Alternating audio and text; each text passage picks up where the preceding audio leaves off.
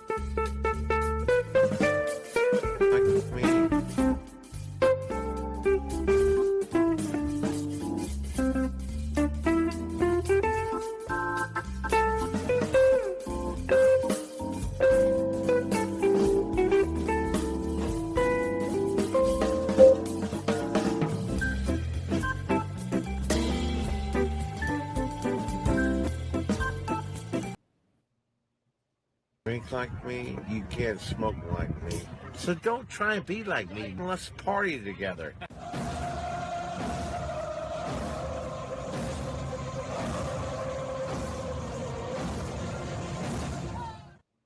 There's something kind of about a kid that's never played baseball. We have been hoodwinked, bamboozled, and flat out deceived. Why did you get so drunk? You got drunk. I'm just really exhausted. What's in that cup? Rum and Cokes. Do you have any idea how important this is? You're trying to save the pub cup. Really? This is what you're doing? This is what you're doing?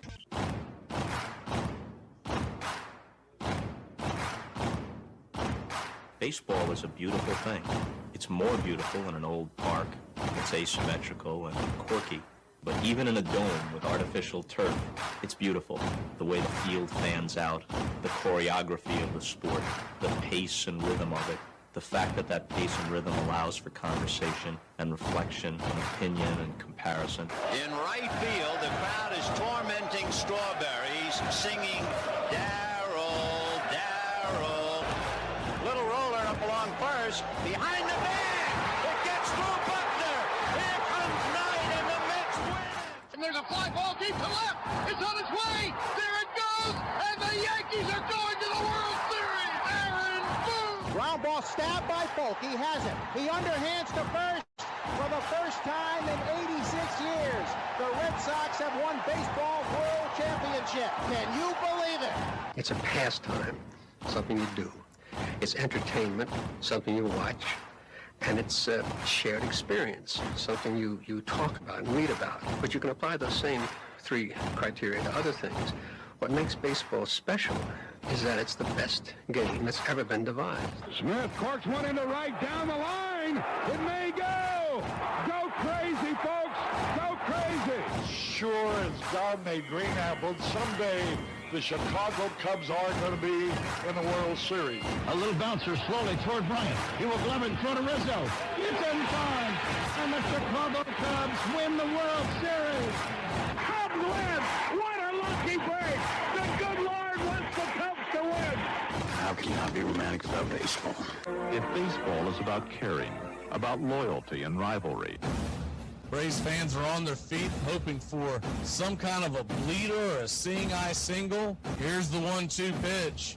Fastball hit high and deep down the right field line. It's going back, back, back. Is it fair? Is it zip, boom, bam, it's gone. Ramalama ding dong, a 3-run shot, and your Atlanta Braves have taken a 1-run lead. She's gone, baby! There's a very peaceful thing. It was created and played in pastures and meadows. There's grass, there's outdoors, there's everything that people thought was American and feel about America you get in a ballpark. And it's the wonder of walking through that dark tunnel and seeing a huge open space where men play the little boy's game.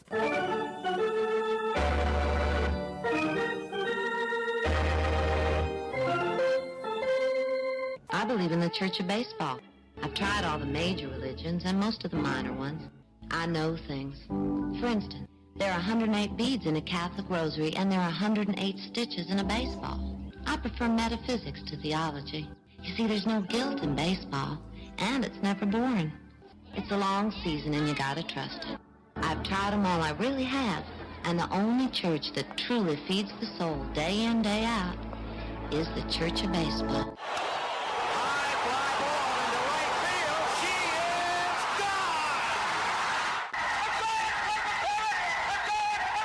Swung line drive left field. 1 run is in. Here comes Breen. Here's the throw to the plate. He is safe. You're in Braves country. If there's a bigger thing going on right now, I don't know what it is. We're down to 1 strike here. Gurriel, the last hope for the Houston Astros. Here's the 0-2 pitch. Swung on, bounced over to Dansby. Dansby fires it over to Forrest.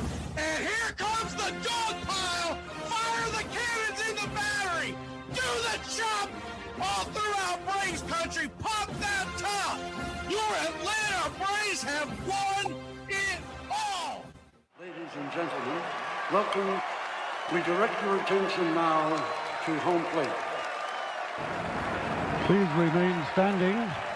We call your attention to our bands here today. They will be jointly directed. And now, another fixture, our national anthem.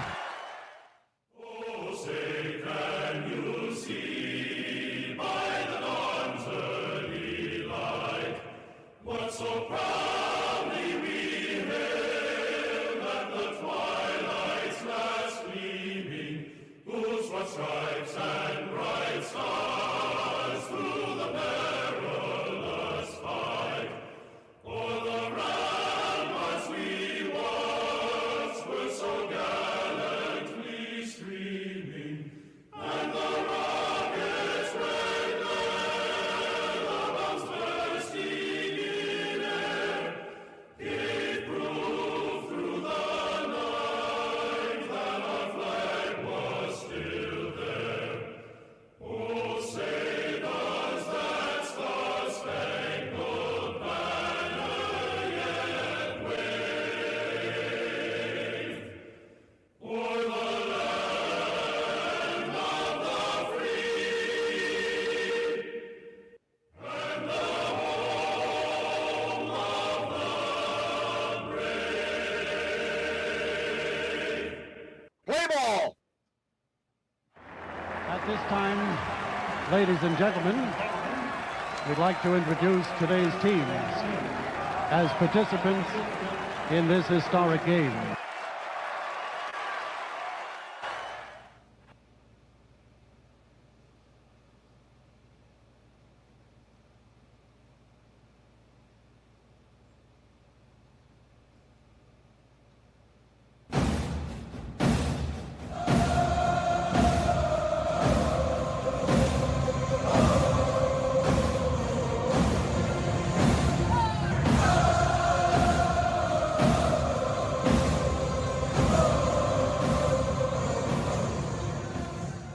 Down a beer? 7 o'clock in the morning. Scotch? Hey, howdy, hi, and how the hell are you? Pull up an armchair, girls and boys, and join us for Braves Country Baseball. You're listening live as the Braves are on the road. We're set to bring you pitch by pitch, play by play of your Atlanta Braves. Hi, I'm Mac McGee. It's time to put it all aside, get set for what should be a great day on Braves Country Radio.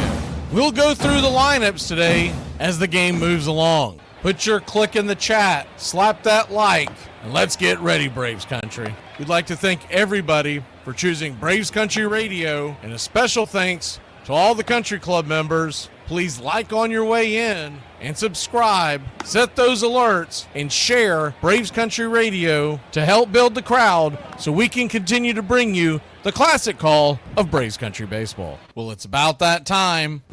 Grab you a cold one. Find you an armchair.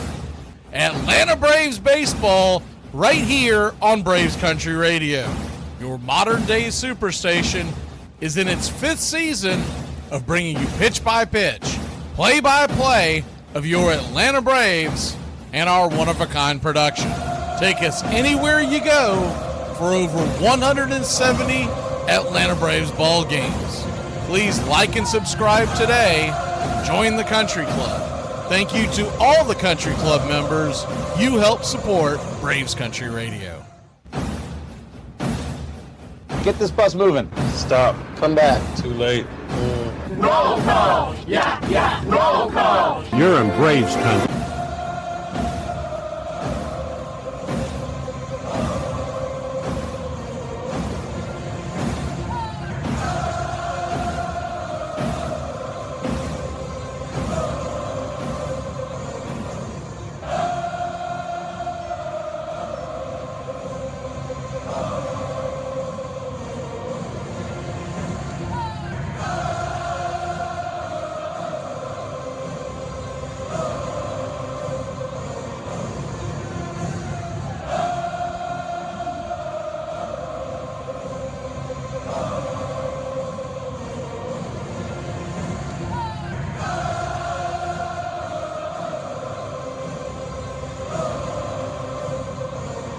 Good evening, Braves country.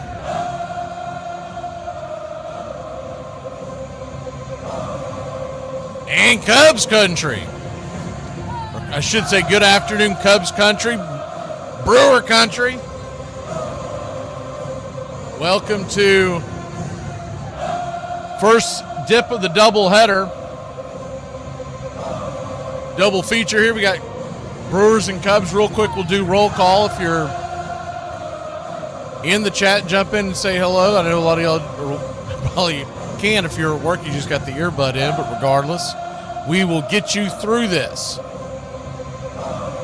Good afternoon and good to see a country club member, John Iron Lung, Justin Hightower, George Pearson's here, country club member Tree Nug and Straight Shooter. Appreciate the support, country club members.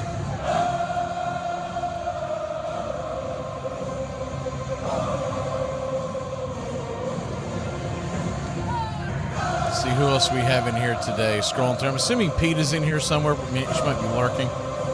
She's driving. Don't get yourself in trouble, Peter. Oswaldo, good to see you.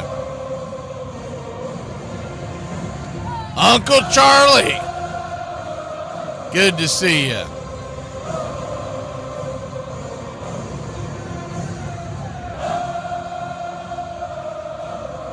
Bugs, country club member.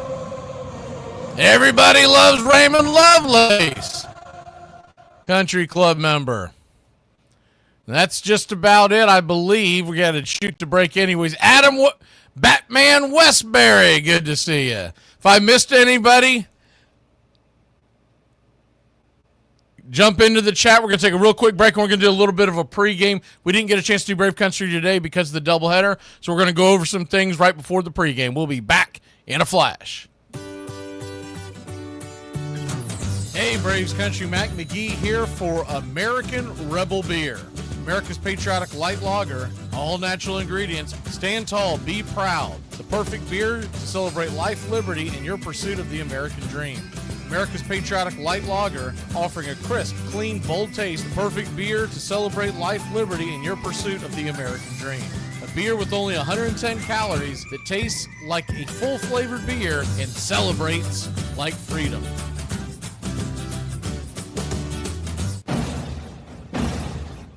Hey, Braves Country, this is Mac McGee with Braves Country Radio. We are bringing you pitch by pitch, play-by-play of your Atlanta Braves all year long. Join the Country Club today. Help support Braves Country Radio. Join the Country Club today. It helps us bring you more of the game we all love. Braves Country Radio, your home for the classic call of Braves Country Baseball.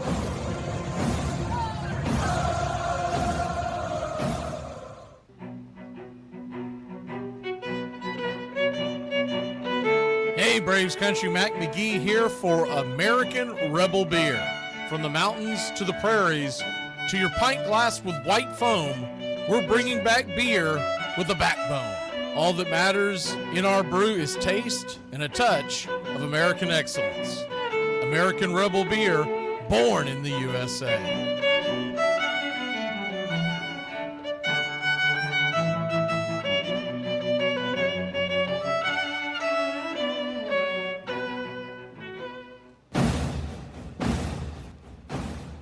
Ladies and gentlemen, we interrupt our program of dance music to bring you a special bulletin from the radio news. Sit quietly and we will control all that you see and hear. There is nothing wrong. You are about to participate in a great adventure. You are about to experience the awe and mystery. You unlock this door with the key of imagination.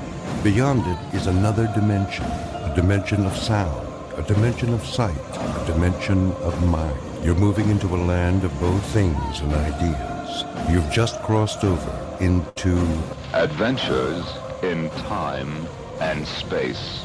We offer you Braves Country Radio, your home for the classic call of Braves Country Baseball. Hi, folks. Join us now for another Braves ball game. Yes, sir. This is the one we've been waiting for. This is it.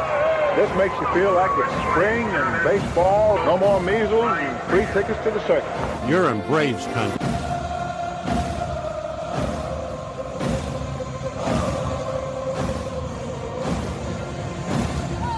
This is a reminder, disorderly conduct will not be tolerated.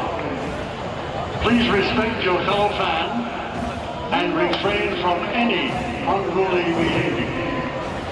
Failure to comply with these guidelines will result in ejection.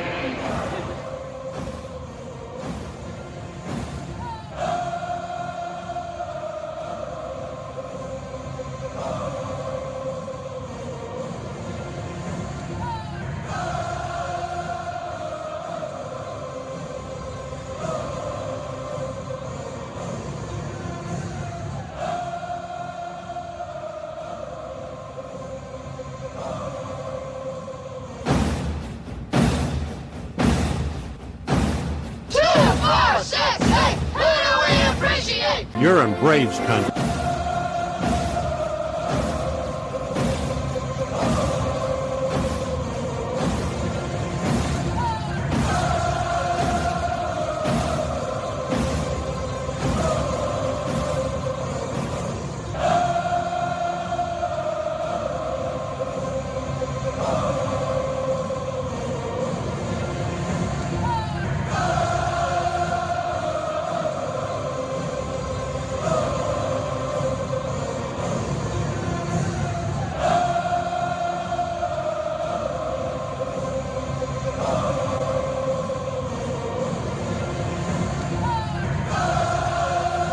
All right, Braves country. Hope y'all are having a wonderful Monday afternoon. Gets a little better with some baseball, doesn't it?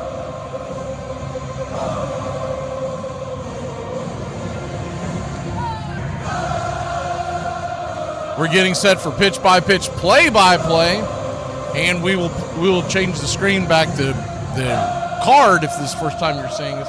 It'll pop up just before first pitch so the screen doesn't jump around on you.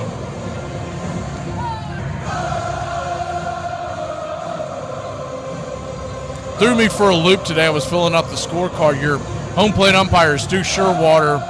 First base umpire, Brock Ballou. And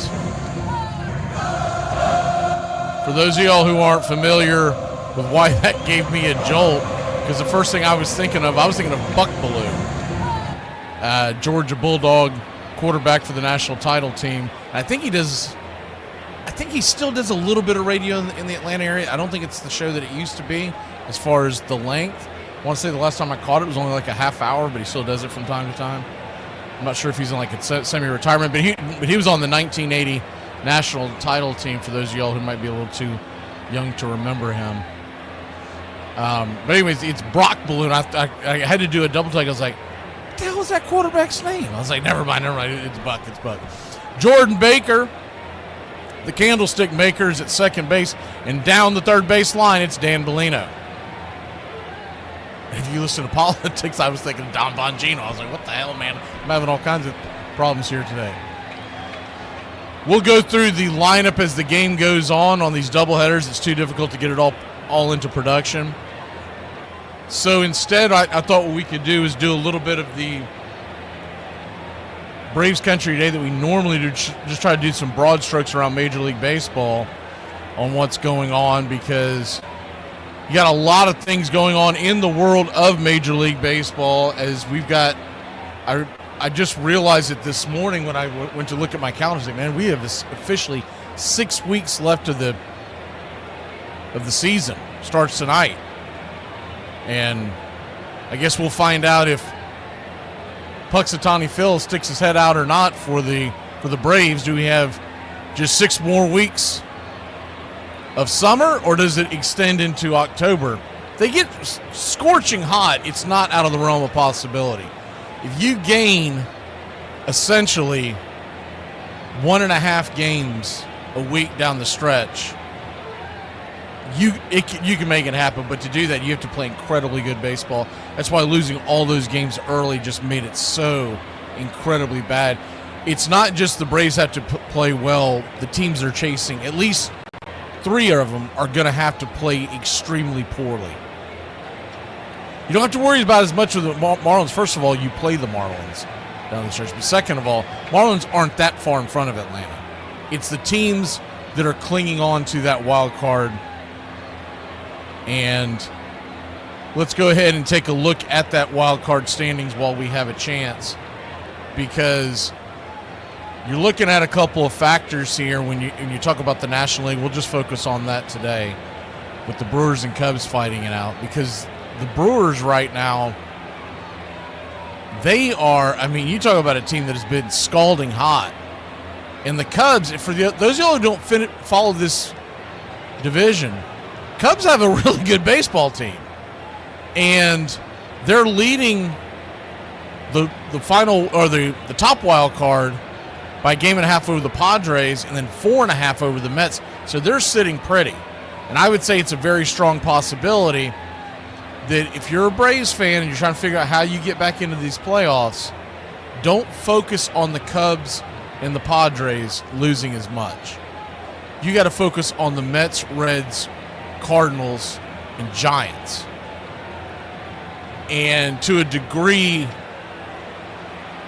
it's realistically you're focusing on the Mets and the Reds, because if you play well enough to catch them, you're probably going to play well enough to pass St. Louis, San Francisco, Arizona, and Miami. Those are the teams that are in front of you.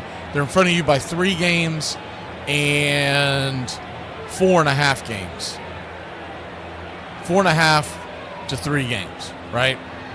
So for them to catch the final wild card, what you're really looking at is catching the Mets, which are 10 games back now, but they would also have to catch the Reds. Now, they don't play the Reds anymore. They do have a 3-game series with the Mets this weekend. It's imperative to win that series, and honest engine, a sweep would be what you're really looking for. But that's the broad strokes on that. If we're looking at other things going on in Braves country, and touch on the Cubs and Brewers as the broadcast goes on. The Cubs, by the way, the AL Central, I mean, that thing's toast. Milwaukee has been so incredibly hot. Their 14-game winning streak finally came to an end yesterday. They have built an 8-game lead on the Cubs and a 14-game lead on the Reds. They have the best record in baseball because of that winning streak. They had a solid lead before that started, but they've really taken off. That's the second 10-game winning streak that the Brewers, 10-plus game winning streak that the Brewers have had this season. When you can pile up 24 wins in 2 different parts of the season and not accruing a loss, you can really make things happen.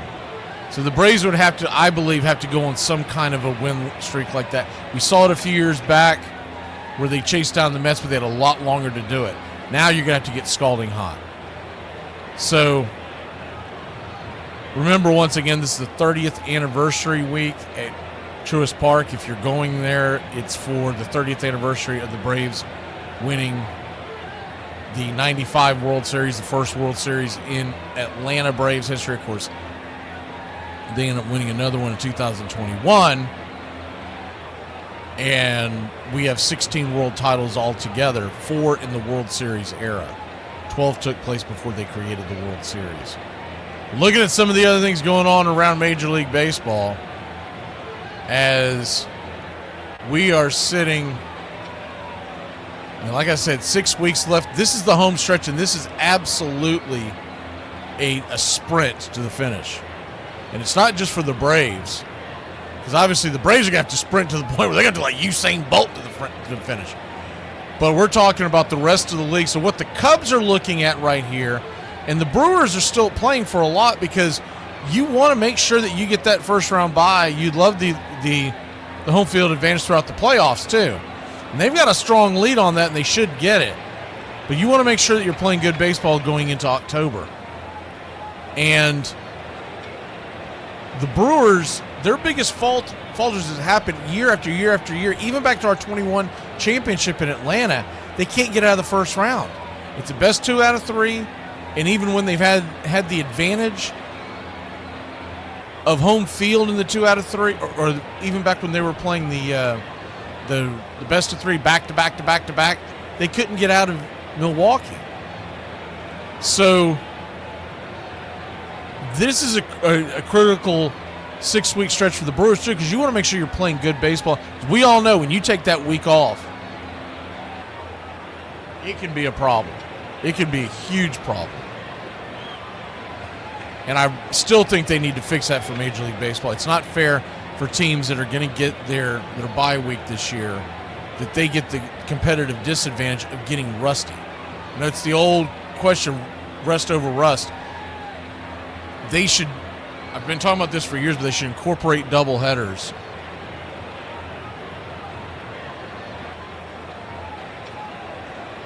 In the first round of the playoffs. And if you don't like it, tough took us, because you should have gotten in. You should have gotten yourself a bye. Baseball it's the one sport that you can say, like, too much rest is a bad thing. I think the second week, the second round of the playoffs should start on Thursday at the latest. I would honestly like to see them play one game on Monday right after the season ends, and then a doubleheader on Tuesday, and the winner goes off to a Wednesday night game, and let's go. Let's get it going. And if it shatters your pitching staff, tough luck. You should have been better. But anyways, we are just about set for pitch-by-pitch, play-by-play of your Atlanta Braves. So we'll go, excuse me, I knew I was going to do that. Play-by-play of the Cubs and Brew Crew, as we'll set the screen up here in a second, waiting on first pitch. Brewers are in their home blues, gray pants. They're coming set. Here's the 3D, and yes, sir, it is baseball time in NL Central Country. First pitch on the way is off the plate wide for a ball. It's 1-0. Horton, the pitcher tonight, right there, 96 on the outer edge. 1-1. Cade Horton's been really good here this year, 7-3 with a 3.07 ERA and a 1.18 whip. Pitch outside wide. Do it again.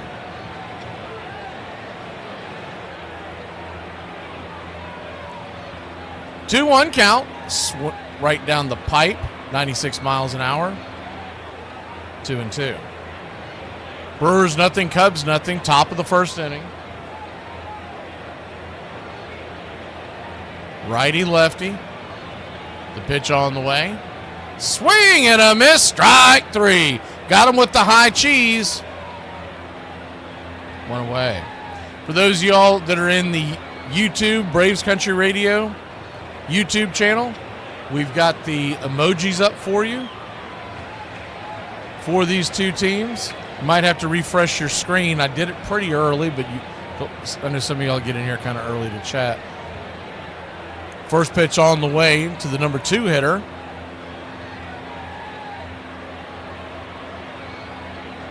He's right there for a strike at the knees. It's 0-1. Caleb Durbin batting .252 on the year. The 0-1. Right there for a low strike. It's 0-2. Left to right across the outfield for the Mets today. It's Owen Casey, PCA, and Tucker in right. The 0-2 down and away. Try to get him to chase that bender.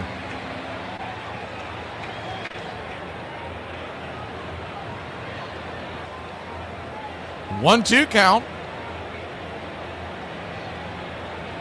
Horton brings it. Swing! Bangs it down the line. Foul. Down the third base side. Shaw grabs it and tosses it out of play. Round the horn.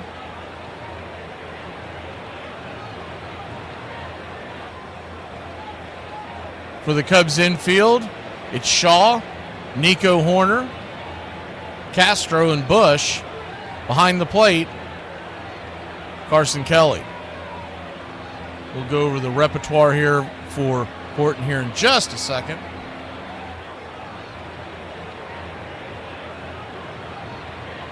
The 1-2 count. Gordon comes set. Brings it. Swing! Bangs it down the line. Foul. It's 1-2.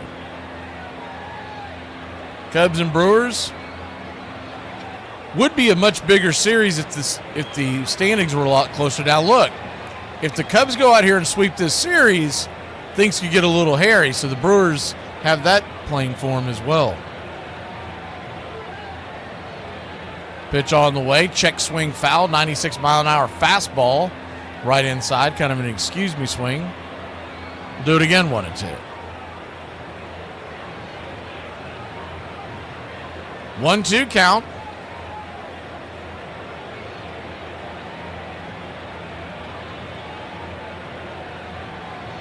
Brings it. Swing. Lifts it. High into center field. PCA's underneath it just before the warning track for a long out number 2. What you'll see from Cade Horton today.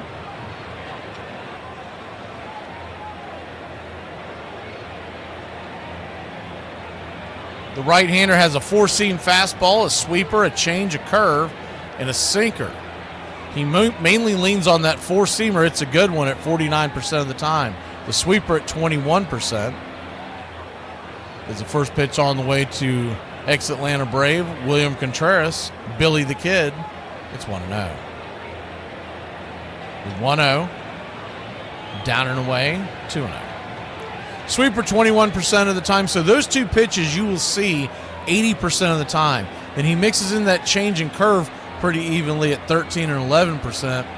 The sinker is really a show-me pitch to keep you off balance. We've already seen it once today going down and into the right-hander. The 2-0. Outside wide, 3-0. Good to see everybody in the chat. My man Nathaniel Brooks. I think I already got Adam Westbury, straight shooter. Timmy Powell in here today. The pitch on the way is inside. 3-1. Contreras showed bunt, but it wasn't a genuine bunt. He just put the bat out there maybe to throw off the pitcher, trying to get aboard. So 3-1, right there. Good pitch at the knees, 96 miles an hour.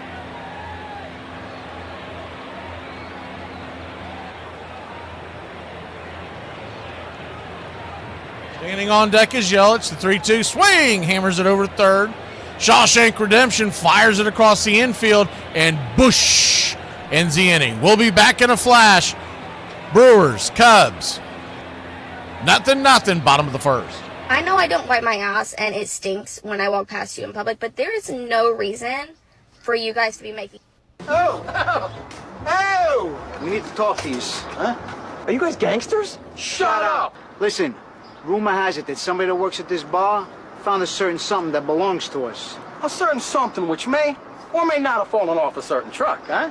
And a certain somebody that we know thinks they saw that certain someone pick it up and take it back to that certain bar, which may or may not be the place that we happen to be or not be. And I got bish, huh?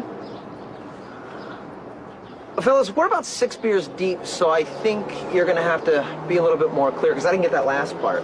I missed out on the whole thing, to be honest with you. I was very confused by the whole thing. At what age does eating dinner at 4 and going to bingo considered a cool night out? Because I'm ready. Do you guys remember when all the celebrities were getting their energy by putting their barracuda and butt in the sunlight? Am I the only one?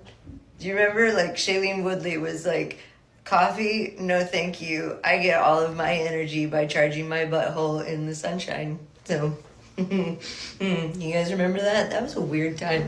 That was weird. You know, there's this mantra that you never have to buy a beer ever if you win a championship in Philadelphia. If you're a manager or a coach or a player, I think Mike probably felt a lot better about himself and his space in Philadelphia and what he meant to the city. You know, it wasn't like he was going to stop playing. Every baseball player that puts a uniform on wants to have a World Series ring. And I guess once you get that first one, that's what we're here for now, is to try and get that second one. Mike Schmidt, his 9th home run of the year.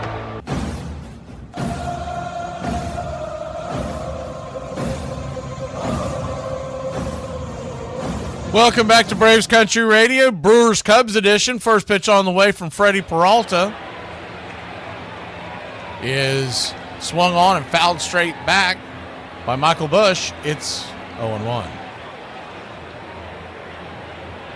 The 0-1, 90 up top, just kisses the black on the outer edge, 0-2. Left to right around the outfield today for the Brew Crew, it's Yelich, Perkins, and Frelick. Around the horn in the infield, it's Durbin, Ortiz, Turang, and Andrew Vaughn. Jansen behind the plate, Peralta on the bump. Pitch on the way is down and in, 1-2.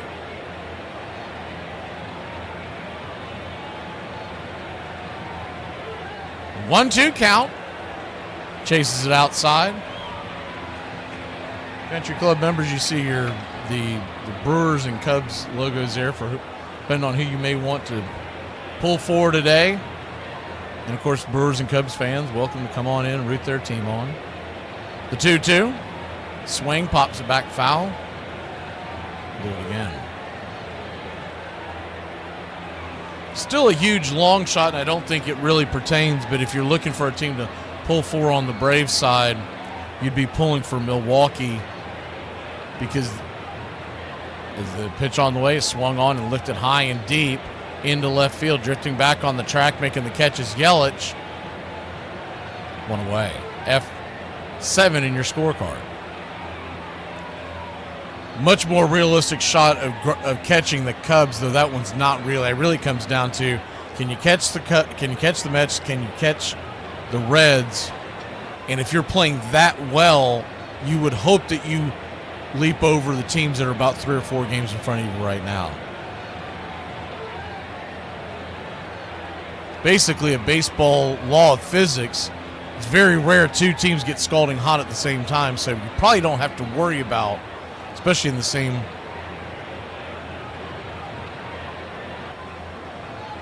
league, it's very rare that you have to worry about, we caught fire, but gosh dog it, look, the Marlins were even hotter. Or the Diamondbacks. The 0-1 fouls it back, it's 0-2.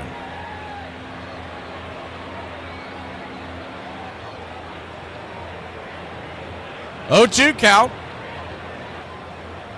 Braves and White Sox tonight, 7:15. It is Spencer Strider night as the pitch on the way, banged on the ground by Kyle Tucker. He'll be a G3 putout, 2 down. Seiya Suzuki comes on. Suzuki, just like the man standing on deck, have 27 home runs apiece. Really come into his groove at the designated hitter position. A 249 average, a 320 on base percentage. First pitch on the way inside, almost gets him. It's 1-0.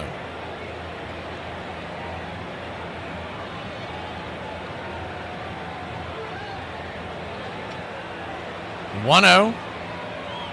97 at the knees. 1-1.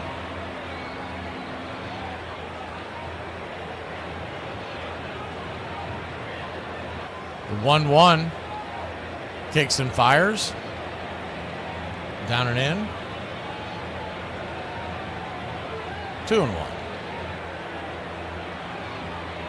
2-1 count. Righty. The pitch. Swing and a miss. 2-2.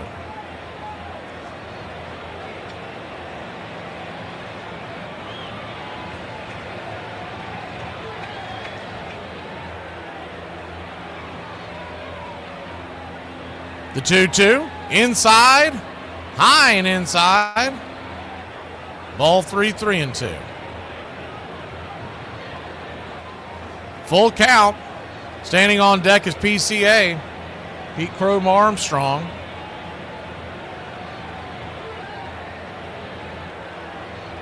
Peralta about to throw his 15th pitch of the inning. Brings it. Swing, rips it up the middle. That'll get through for a base hit.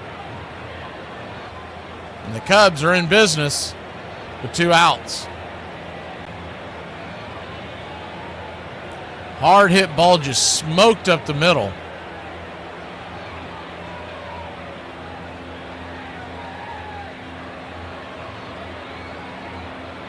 So now standing at the plate is Pete Crow Armstrong, 27 home runs on the year.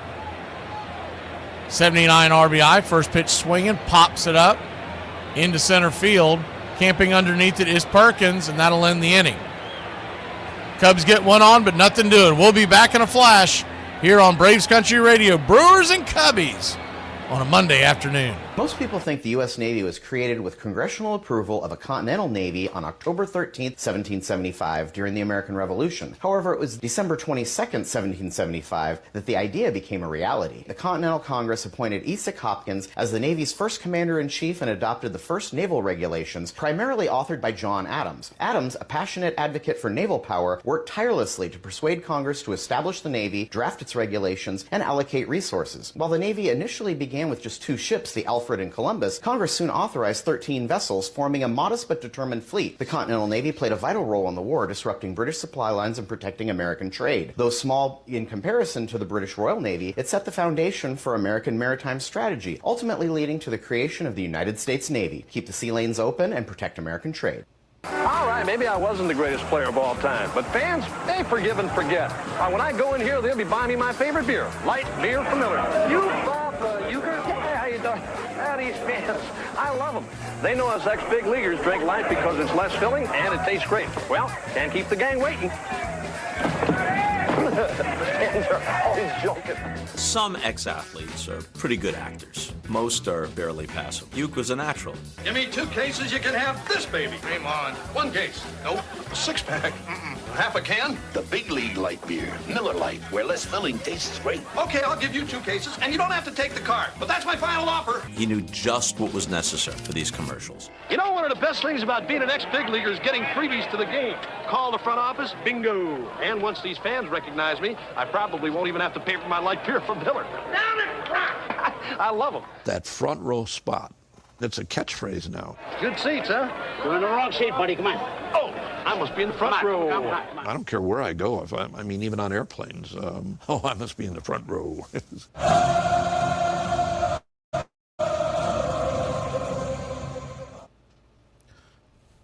Welcome back.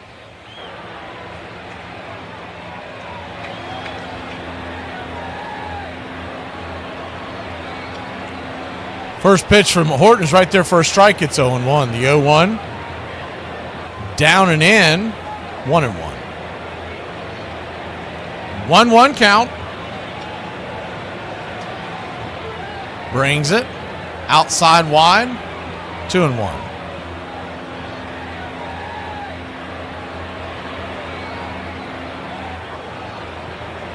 The 2-1. Swing! Fouls it away. 97 miles an hour. Wind is really whipping here in Wrigley today. We'll give you the numbers on that here in a second. The 2-2. Caught, looking strike 3. 4-seamer on the outer edge. Got him. 1 away. It's showing 10 miles an hour going from right to left, but what they just showed on the screen, I'm thinking it's much stronger than that. That looks like 15 to 20. See if that plays a part in the overall score. The over-under today was 8. First pitch on the way to Yelich is inside. Just want to know. So there must have been a belief that the wind was eventually going to start blowing out, because with 2 really good pitchers, 8's a pretty high number. The 1-0. Outside wide. In the dirt. 2-0.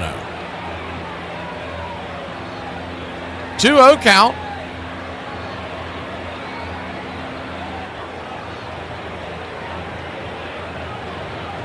Andrew Vaughn takes the 2-0 right there for a strike. 2-1. Couldn't help think of old Ricky Vaughn when I saw Andrew Vaughn's name, considering the Bob Euchre tie to the Brewers. 2-1 right there. 2-2. See, if you hear me call him Wild Thing, that's the reason why. Came up with a few nicknames for these guys over the course of the game on both sides. We'll see if any of them come through with base hits or big hits. We'll wait to use them then. 2-2 count. Righty. Pitch, swing, slaps it through the hole, and that's going to get through for a base hit. And Wild Thing is on. 1 out here in the top of the second.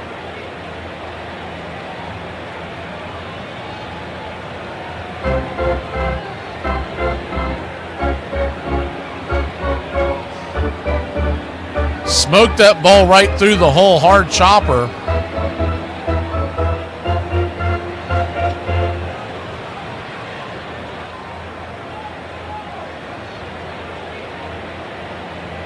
That'll bring Bryce Perkins to the plate. First pitch on the way, 96 right down the track. It's 0-1.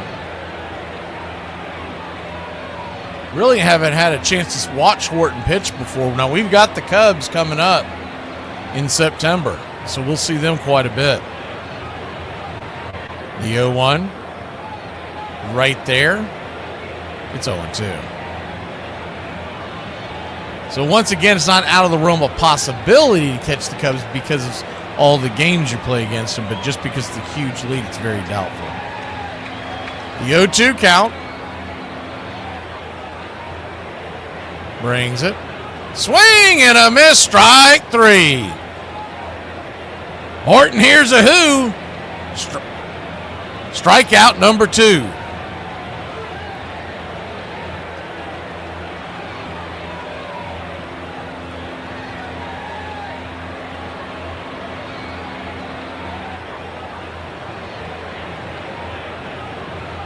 Sal Frelick, the batter, righty-lefty, first pitch on the way. Swing, hammers it through the hole, now through for a base hit. And Vaughn will stop at second, so it'll be runners on first and second, 2 outs. And the Brew Crew got something going.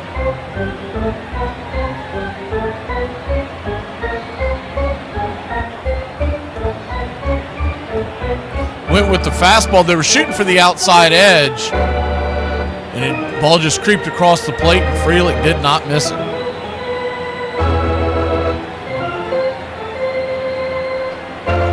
Danny Jansen, your batter, the Heartbreak Kid, comes to the plate. First pitch on the way.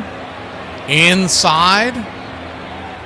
It's 1-0. Now, you got to be at least Gen X or above to get that reference. If you remember Dan Jansen, the speed skater, blew out in the, I think it was the 88 Olympics, the 1-0. Right there, first strike, 1-1. He was a part of the, I think it was in 84, it was the Dave and Dan, and that ended up not being anything. They ended up disappointing in the 84 Olympics, but in 88, Jansen had a chance to win gold, and he wiped out on his speed skating. And he forever was known as the Heartbreak Kid. 1-1, chops it foul, it's 1-2.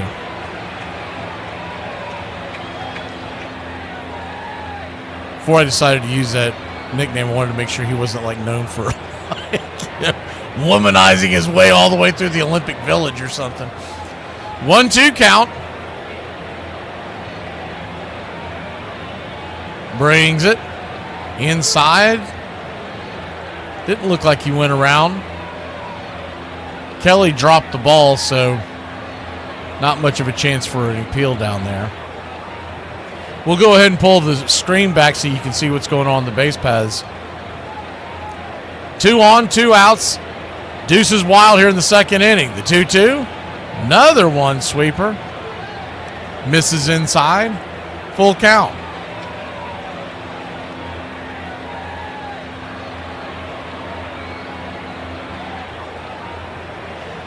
So runners will be on the go. The payoff pitch. Swing! That ball's belted into left field. Going back on the track at the ivy, making the catch is Casey. When we return here in Wrigley, Casey will come to the bat. I've been waiting to say that one. Let me tell you something. You post all your business on social media. I mean, I find myself for hours going through this page finding out about her life. So she gonna post, my next relationship, my man gotta come in with a bag. Because I don't need a man. I got my own house. I got my own car. I got my own money. And I say, but you ain't never got your own baby. Your mama always got her. She gonna comment, you need to mind your business. Mind mama's business. I done followed you for 2 years, 6 relationships, 2 STDs, and 6 abortions. Ho, you are my business. I would roast you, but my mom said I'm not allowed to burn trash. Times that my comment section kind of insulted me, kind of complimented me. Elbows too pointy to make finals, but you're doing great. You kind of remind me of Pam from The Office. Cute, but not wow, she's cute. These used to be funny, as long as they were funny once. We all barely like you as you're mildly entertaining. I'll take what I can get. Peak Midwest on all levels. I do love the Midwest. You need a different style in clothing and you need to be more exciting. I guarantee doing those things will have drastic changes for you. He just had a swing path, and an approach that worked for him. He could feel it, he could replicate it, and he did that all year long. Mike Schmidt has averaged 1 home run every 15.06 times at bat. For me, statistically, it was my best season ever. I mean, I ended up in a 90-some game schedule, driving in 93 runs, and I got to 31 home runs that year, and I think I hit 316. It was the only year I hit over 300. It all amounted to Schmidt's second MVP award. MVP in 1980, he's the World Series MVP, and maybe in some cities that's going to buy you a little bit of a grace period, a honeymoon period. No, not for Mike Schmidt, not in this city, not in Philadelphia. Your home for the classic call of Braves Country Baseball.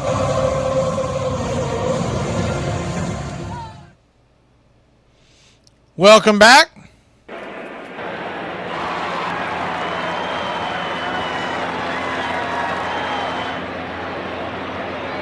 We head to the bottom of the second inning. The Chicago Cubs grab the sticks. Infield back and to the left. First pitch on the way. Swinging by Carson Kelly. He'll pop it up. Over by the first base side. Making the catch in foul territory is Andrew Ricky Vaughn. Run away. Owen Casey will come to the plate.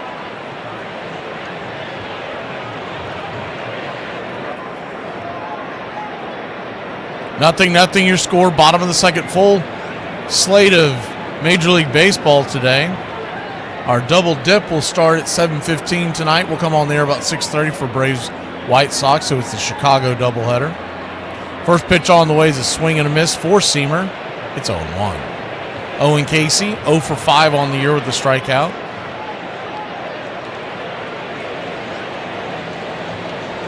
The 0-1. Up top, 95. Did he go around? He did, 0-2. Not sure about that one. I have to see the side eye on that one. Take a look at it here as they show it on the Cubs replay. I don't know about that. 0-2. Very questionable call by Don Bellino down there. The 0-2 pitch. High and out of the zone, 1-2. Venezuela beats Japan in the Little League World Series, for those that keep up with that. Their championship is Sunday late afternoon, the 1-2. Right there, 97P at the knees, did not get the call. That might be a makeup pitch because that pitch was right there in the zone. Home plate umpire Sherwater might have said, I don't know, man. I don't think old Casey went around on that one. The 2-2. Swing and a miss, strike 3. And there is no joy in Mudville. Mighty Casey has struck out.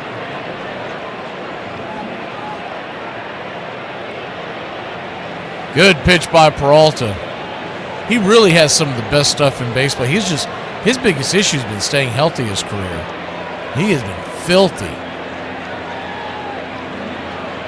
2 up, 2 down, and Nico Horner, the batter, first pitch. Grabs a curveball right there, first strike. It's 0-1.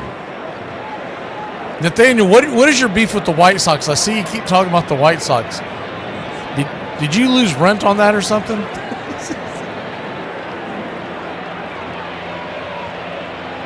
We've never faced them in the postseason. The 0-1. High and out of the zone, 1-1. And if we had faced the White Sox in the postseason, they probably would have thrown the series. Hey-oh! Am I right or am I right?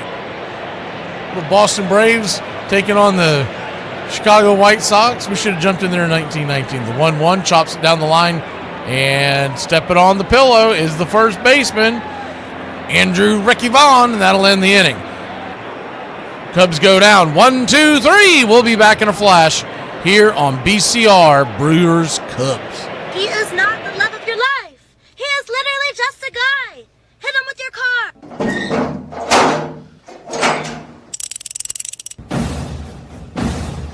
We're 1 out away, Braves country, from a trip to the World Series. Whatever superstition you've got, do it. The entire city of Atlanta, the entire South is standing on their feet, trying to will the Braves into the World Series. Here's the 1-0 pitch. And swung on and ripped over to Dansby Swanson. Dansby's got it. He fires on to first. Baby, sound the trumpets. Do the job through the streets. Your Atlanta Braves are headed to the 2021 World Series. Oh, baby. Hey, you think y'all could chill out on the online shopping for me? Just a little bit, please? Y'all killing us. Damn it, man. Y'all know we already Temu tired. And then now here goes Sheen with they shenanigans. Damn it, man. Come on, little stank. It ain't even no more social distancing out here or nothing. Go call your little friend up, go to the mall, and do some shopping, damn it. Stay off the web. Sheen getting just as bad as Temu. I'd have been calling them Sheenmu. I had to deliver 28 bags, Sheen bags, to one house. Now, I know they got them big-ass boxes. Them be heavy as hell. They be big as me. I think y'all just like seeing my little ass struggle carrying these big-ass boxes. I ain't got time to be scanning all 28, 29, 37 items you just ordered. Come on, Sheen, put them in a box for me. I love y'all. The batter has only a few thousandths of a second to decide to hit the ball. And yet the men who fail 7 times out of 10 are considered the game's greatest heroes.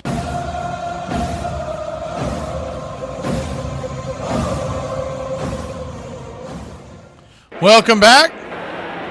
First pitch on the way from Horton Here's a Who is a strike, 4-seamer. It's 0-1. The 0-1. Right there for a strike. 0-2. Cade Horton, 23-year-old out of Oklahoma City, Oklahoma. The 0-2 pops it up, can of corn over by short. Who wants it? Horner has it. And he'll flip it around the Horner. 1 away. Drafted by the Cubs in the first round back in 2022 out of the Oklahoma Sooners. 6'1", 211. First pitch on the way is a 4-seam fastball right there for a strike. It's 0-1. Bryce Turang. The 0-1 swing and a miss. It's 0-2. Turang. Any of y'all remember the Addams Family? The original. I don't know about any of the nonsense they do now. The 0-2 count.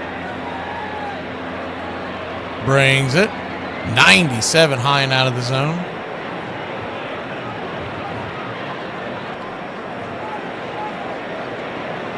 Cubs nothing. Brewers nothing. The 1-2 from Horton. Sizzles it down the left field line. Going back, going back, going back. Zip, boom, bam, it's gone. Ram-a-lam-a ding-dong. A solo shot, and the Brewers have taken the 1-run lead. 376 happy feet over the wall. 103 miles an hour off the bat. And just like that, Turang. 1-0 your score.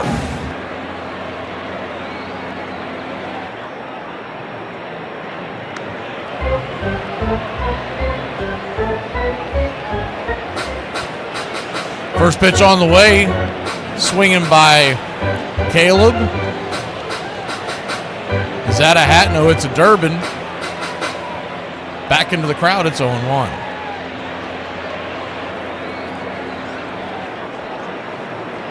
The 0-1. Do you live in Chicago? Nathaniel, what is your obsession of hating the Cubs and the White Sox? The 1-1 outside wide? Are you an NFC Central fan or something and you really hate the Bears? The 1-1 fouls it straight back, 1-2. 1-2 count. It's got to be something, or a family member just loves Chicago. There's got to be something. Or did you spend a month there one weekend and the 1-2 inside, bangs it foul down the line. That sweeper had been diving in on the right-handed batters. I don't think that's where he's aiming for. It looks like they're trying to set it up out wide, but he keeps hooking inside. That's the fourth time it's done that. Brewers 1, Cubs nothing. The 1-2. Check swing, taps it foul. Do it again. Orton, by the way, at 50 pitches. So he'd like to get out of this inning in the fairly near future, not get that pitch count up. The second inning was the big one with 20 pitches. But he's only got one out here in the third. The 1-2, swings, slaps it down the left field line. That's going to get down where the green grass grows. Up against the wall to the ivy. And Caleb Durbin with a one-out double.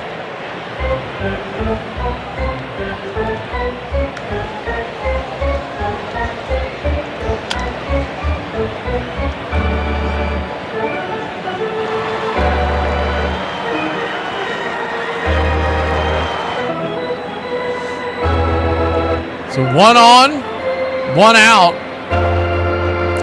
And Craig Counsell's coming out, and it looks like he's with one of the trainers. They're looking at Horton's hand, so possibly a blister situation, because it doesn't look like it's got anything to do with his arm itself. They're looking at, I believe it's his right index finger. Man, the Cubs trainer looks like a chubby version of what Alex Anthopoulos looks like now. I don't know if y'all have noticed or not, but Alex Anthopoulos, the Braves general manager, he's dropped, I'd say, 30 to 40 pounds in the last couple of years, and about 20 this year, which is another reason why I don't believe he's spending any time at the ballpark. I think he's at home in his home gym working out, not even. Yeah, I'm like, come on, man! I need to see some mustard on your shirt, so I know you've been at the ball games. That guy, he's a dead ringer for Chubby Thopoulos.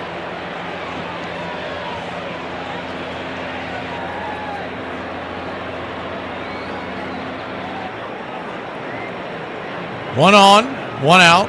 I need to see if he's got an eBay account, see if he sells any of his old Cubs stuff, because it'd probably fit me, to be honest.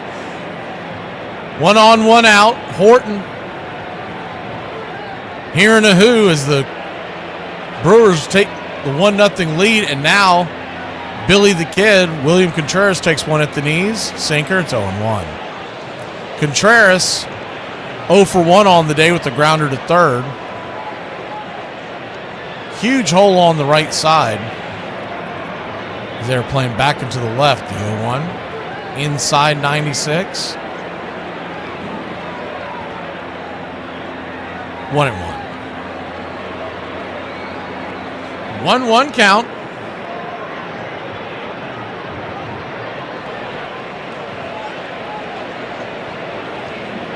Kicks and fires. 96-mile-an-hour fastball banged on the ground over to short. It's kind of a high chopper, so the runner will make it over to third. It's 6-3 in your scorecard, but there are 2 down. So 90 feet away from scoring is Durbin. Once again, they're going to need a base hit or an error to get in. Thank you, Mr. Shooter.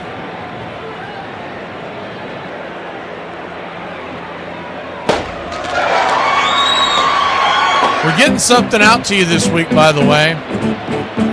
I'm pretty sure my wife has found the address, so the first pitch on the way is a ball inside to Yelich. It's 1-0. Righty-lefty matchup, the 1-0. down and away, 2-0. Braves schedule, Braves Country Radio schedule this week, I should say. We got the game here today and tonight. Braves-White Sox. Braves-White Sox again on Tuesday and Wednesday. All three of those games are 7:15 first pitch. The 2-0. Down and in four-seamer, 3-0. Friday night, you got the Mets and the Braves as New York comes to town. And then Saturday, it's a New York double dip. We have the Yankees-Red Sox at 1 and Braves and Mets at 7:15. The 3-0 in the dirt, ball 4, and he'll head on down to first. And they've got runners on the corners. 2 outs. And the line keeps moving. Andrew Vaughn coming to the plate.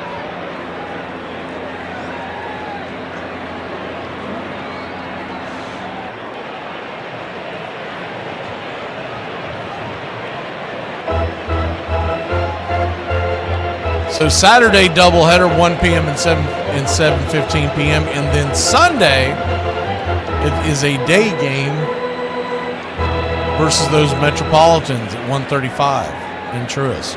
First pitch on the way is a four-seamer, down and away. It's 1-0. Nothing else you would think with the current winning ways the Braves have pulled off the last 11 games. They've won 9. You'd see a few more people in the seats tonight. 1-0. Down and away, 2-0. So 2-0 count. Might be a tough draw with the White Sox, but definitely when the Mets come to town this weekend. The weekend crowds have not been the problem. It's been the early week, and that's always the case with most Major League Baseball teams. It's easy to sell the weekend tickets. You want to have something to do. But if the team has to be winning to say, I'm going to go out there on a Tuesday night and watch the game with my kids or solo, whatever your situation is. Because most people have to get up early on Wednesday or get up early on Tuesday or Thursday to head to work. You're just not going to make that sacrifice a lot of the times to say, man, got to fight the traffic, then come home, fight the traffic. What are they? How far are they out? I'll watch it at home. Runners on the corners, 2 outs, and that's not just Braves. That's your average baseball city. The 2-0 inside. That get him? Looked like it got him. It did, and the bases are loaded. So holy cow, you've got the bases loaded, 2 outs. I'm starting to wonder if that blister or whatever that was on Horton's finger is a bigger issue than what they're realizing.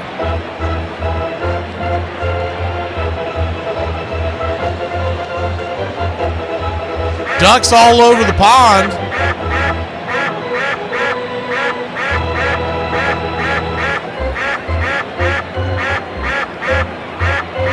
And the trainer, Chabopoulos, whatever you want to call him, he's back out there looking at him again, and yeah, he's done.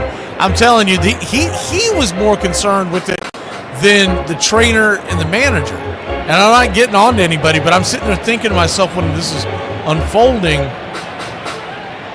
sometimes you need to realize you really need to win this game, and it's not worth it. You know, he's going to be disappointed, but you rest his arm and you get ready for what'll be a long week now with the pitching staff because the doubleheader and all that kind of stuff. But Drew Pomeranz is going to come on and take the mound for the Cubs. We'll take a really short break here on Braves Country Radio. 1-0 your score. Pitching change in Wrigley.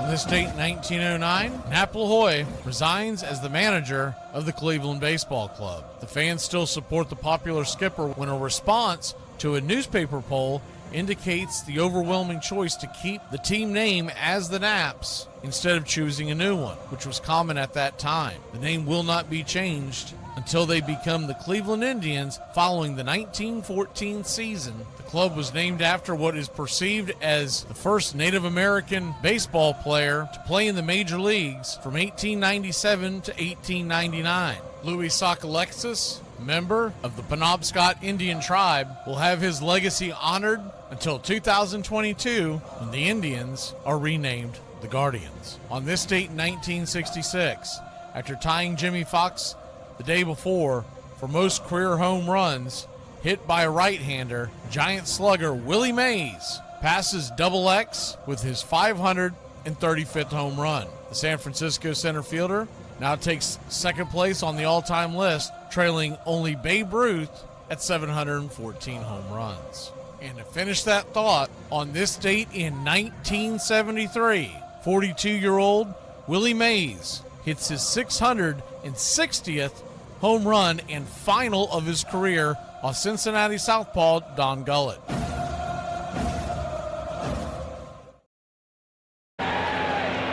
Welcome back. Your dreams are your ticket out.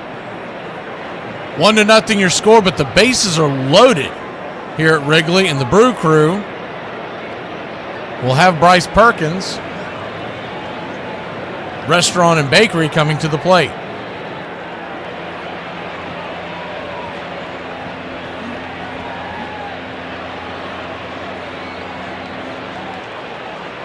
Drew Pomeranz coming to the hill. First pitch incoming here in a second. They're going to give him as much time as they need, as he needs, to be able to get warmed up. So any kind of an injury, you don't have he just has to, now he has been out of the bullpen. He has been a starter in his major league career, really more of a multi-inning guy now. And it shouldn't take him too long to warm up. We were going to go around, give you a heads up of what's going on tonight. The second game of this doubleheader, by the way, it's a true split. It's 8:05 first pitch. 6:40 tonight, you got the Astros and Tigers. Flaherty on the mound. It's Paul Skeens' day in Pittsburgh at 6:40. Blue Jays coming to visit. Cardinals and Marlins, 6:40. Yuri Perez versus Liberatore. Someone's got to lose that one, right? Mariners and Phillies at 6:45. A lot of early evening games. And then you got Orioles at the Red Sox at 7:10. Rangers at the Royals at 7:40. Dodgers at Rockies at 8:40. After they swept the Padres. I'm telling you, the Padres just cannot beat the Dodgers. They came back and tied that game, by the way, last night, if y'all missed it. We were talking about it during yesterday's game. Came back and tied it in the ninth and then lost it. First pitch on the way is Pomeranz, is right there for a strike. Lefty-righty matchup. Perkins the batter. It's 0-1. You also have Reds and Angels, Guardians and D-backs, Giants and Padres here on a Monday. We'll get more into the out-of-town scoreboard. The 0-1 chops it over to third, and Drew's going to get him out of trouble. 5-3. Perkins was booking down the line, but they got him by about a half step. We'll be back in a flash. I'm not sure what the Brewers are wanting to think about challenging, but that's it. Inning over. Are you making fun of me being fat again? You're not fat again. You were always fat. Hey, is it a trolley, buggy, or a cart? It's a buggy. Here, down here, we have buggies. It's a buggy. It is a shopping cart. A buggy is something you strap to a horse's ass. Whenever you go down there to the Walmart, and what do you say to your youngin'? Hey, run over there and go grab me a buggy so we can do our shopping. I ain't got no damn youngin'. What I say to him, get away from me, you ugly little... A priest is driving down the road 100 miles an hour and he's stopped by the guards. The guard notices the smell of alcohol off the priest's breath and the bottle of wine on the floor. And he says to the priest, "You've been drinking, sir." No, just water. "Smells an awful like wine though," says the guard. The priest takes one look at the bottle and says, "Oh, good Lord, he's done it again." This is the number 2, right? Yes. I meant to say number 3. I don't want this. And matter of fact, a number 7 or number 3. You pick one. You mean I pick one? You just ordered the food. Excuse me? Bro, you heard what I said, bro. You about to close, bro. I got time for your bro. What kind of customer service is this? What kind of customer are you? Baseball has nearly all the qualities and the narrative that the country has. It's competitive. It's spirited. It's got the joshing, and it's got the intellectual side, the great students of it. But it's also got labor unions and management and gimmicks and promotion, venality, great public fools in baseball, and great public heroes, and self-serving people, and generous people. And it has pride and unity of town and of country, and it'll do for a figure for the American system.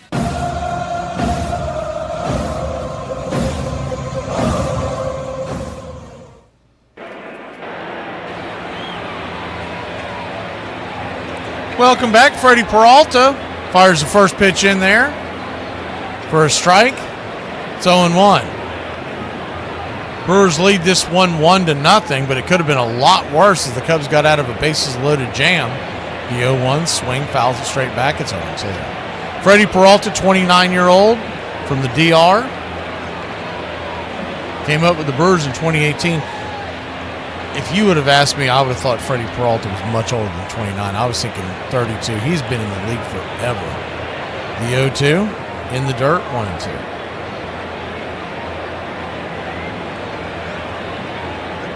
And as talented as he is, it's amazing he's only amassed 67 wins. It all comes down to him not being able to stay healthy. The 1-2. Swing, pops it up. Lifts it into shallow left field. Coming in, making the run and catch is Rebel Yelich. One away.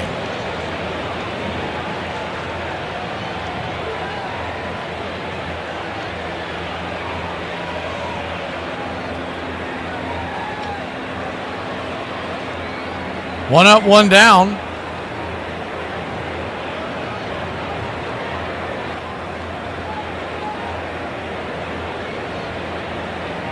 Shaw, the batter, number 9 hitter, first pitch on the way, slider on the outer edge for a strike. It's 0-1. Shaw batting .227 on the year. Matt Shawshank redemption. 10 home runs, 32 RBI.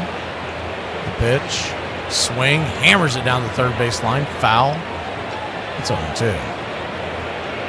So an 0-2 count.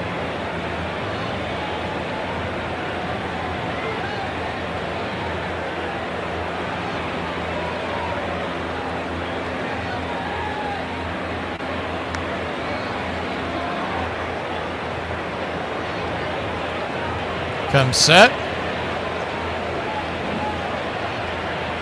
Swing and a miss. Chases the curveball off the plate. Strike 3. Freddie Peralta, 2 punchies on the day. You're just joining us. Chicago Cubs hurler. Horton hurt a Hugh and he came out of the game. He was injured. Looks like it was possibly a blister on his finger. Went 2 2/3 and 1 run of 3 strikeout ball. I'm really disappointed that I wanted to see that kid pitch. He's got good stuff. And you could just tell the moment he started with the whatever that was dealing with his finger with. It's I don't know. They always say blister nowadays. Sometimes it could be torn nail, whatever. He just was not gripping the ball right. The 0-1 outside wide. 1. And the way these kids pitch today with the chasing the spin rate, the RPMs and everything, they have something happen to their finger like that, they just lose all control. The 1-1. Check swing foul, kind of an excuse me swing. Playing Pepper down the line, it's 1-2. 1-2 count. Michael Bush Beer flew out for the first out of the ball game. He's batting .260 on the year. 24 home runs from the leadoff hitter. The 1-2. High and out of the zone. 96 miles an hour. Evens up the count 2-2. 2-2 count. Pretty day here in Wrigley, though the screen you see shows always looks like Red Dawn's about to take place. Armageddon in the background. The 2-2. Swing, fouls it straight back. If I was at a ball field and saw those kinds of mushroom clouds in different colors, I'd be getting the heck out of there. Like, man, I don't think we're built for this. We got to get under cover. Grab some canned goods and let's go. The 2-2 pitch.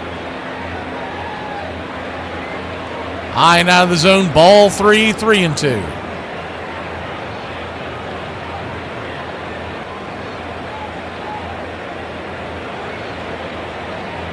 So a full count.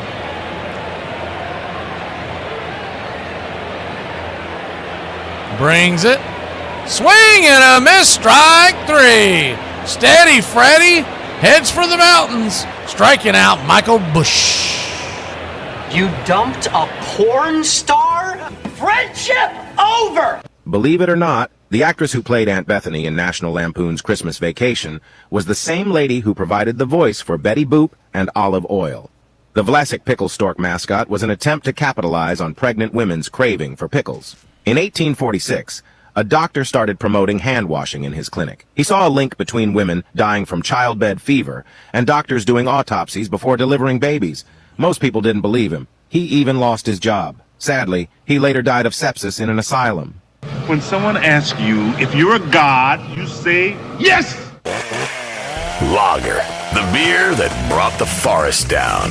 I drive an exotic imported sports car. I eat exotic foreign food like frankfurters and pizza. But when it comes to numbing my mind, I'm a patriot. I drink the beer that brought the forest down. I'm a lager man. And with the new 80-bottle trunk pack, you've got enough for the evening. Hey, it's happy hour somewhere. Lager brings out the patriot in you. Putting up with me is like eating pudding with a fork. It's not impossible, but it's kind of a pain in the ass. 1786. A fine day. Play ball in the campus, but am beaten, for I miss catching and striking the ball. Princeton College. Children have hit balls with bats as long as there have been children. But baseball's most direct ancestors were two British games. Rounders, a children's sport brought to New England by the earliest colonists, and cricket, a stately pastime divided into innings and supervised by umpires. By the time of the American Revolution, there were many variations. Boys played one version or another in schoolyards and village greens and on college campuses.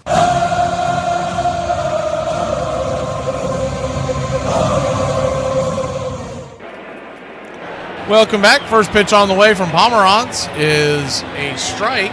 Lefty-lefty matchup with Sal Frelick. One thing you can say, it's a little bit of an advantage for the Cubs, though they wouldn't want to lose Horton, is the knuckle curves up top, misses high. 1-1. You set your entire lineup to face a right-hander, and he goes out before the fourth inning, and now they got the lefty on the bump for the next few. The 1-1, swing, fouls it away. 1-2. Not a huge advantage, but it is something to think of if you're pulling for the Cubs this afternoon. The 1-2 to Frelick.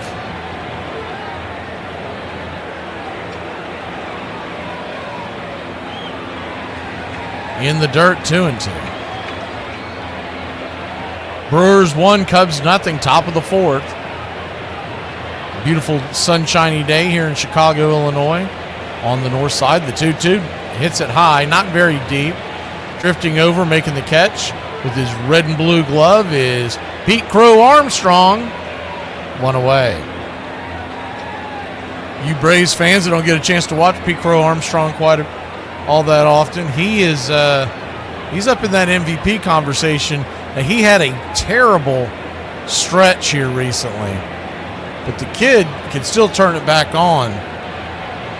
As the first pitch on the way is a four-seamer high and out of the zone. It's 1-0. There was a strong conversation. It was like maybe 2 weeks ago between him, Shohei, and Schwarber. Is the 1-0, swing and a miss. It's 1-1. And I hate to see him fall off now. I do think he's going to bounce back and it'll be fine. But my whole thing with that is the 1-1. Slices foul, 1-2. At the time the argument was going on, I didn't think it was even close. Because A, Armstrong is having a heck of an offensive year. And B, incredibly good center fielder defensively. Good base runner, the whole 9 yards. He's bringing everything to the plate. He's a five-tool player. in the strongest sense. Is the 1-2. Bangs it down the third base line. We'll do it again. And they're putting up against Ohtani and Schwarber, who are designated hitters. I know Ohtani's thrown some pitches this year, but he hasn't done anything on the mound that constitutes going towards any kind of postseason or regular season award. The 1-2, high and out of the zone, 2-2. So I'm pulling for PCA to win the MVP because I don't want to see these designated hitters win it because they don't play defense.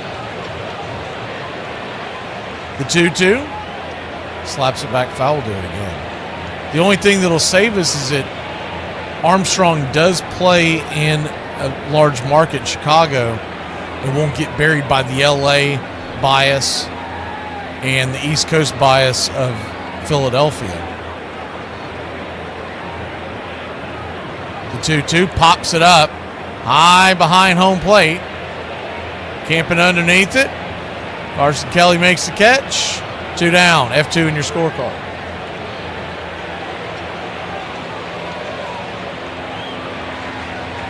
And nothing against either one of those players because Schwarber's a free agent. If there's a guy I'd back the truck up for, it's Kyle Schwarber. If I were the Atlanta Braves, I would back the truck up. That guy can slam it. He would be a perfect batter to put right behind Ronald Acuna Jr. in the order. And I'm talking about going back to the 1-2. As the first pitch on the way to Joey Ortiz is swung on and fouled back. It's 0-1.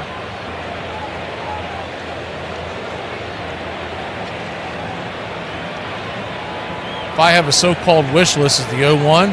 Hit into right field, down. Oh, they're going to make the running catch. King Tut with the grab. We'll be back in a flash. Brewers go down in order. We go to the bottom of the fourth. King Tuck and Saya Suzuki coming to the plate. I love that car more than anything that I have. Dad, what about us? You need a Q-tip? Overconfident female soccer team challenged an old retired male soccer team, and this happened. Check this out. Male soccer players were challenged to a match by the American women's team at the peak of their performance. This message is for Ryan Reynolds. 1, you should be here right now with your squad. 2, your team about to go down. Let's go. 12-0, Wrexham defeats the U.S. women. A lot of people are mad at the men's soccer team because they pretty much said they should have taken it easier on the female soccer team. But a lot of people are saying they shouldn't have done this because the female soccer team wanted an actual match between retired, out-of-shape men, and you saw the outcome. So what side are you on? Do you think the retired football men went too far? Oh, wow, I'm pretty sure that's going to be there it is. Another flag on the play. Multiple flags on the play. Holding. Offense number 97. That penalty was declined. Touchdown. After the play, unsportsmanlike conduct. Offense number 22. Penalty will be applied to the kickoff. This is going to be one of the strangest calls. That son of a... You playing against Dick this week? Yeah. Could be worse, man. When I played against him, he ejected all my players. What? Armchair. Of all baseball's ancestors, town ball was by far the most popular. Under its rules, the infield was square. 8 to 15 men played on a side, sometimes as many as 50. The pitcher or feeder was the least important player. It was his job to lob the ball to the striker, who could wait and wait for the pitch he wanted. The runner was out if the ball was caught on the fly, or if he was soaked, hit with the ball while running between bases.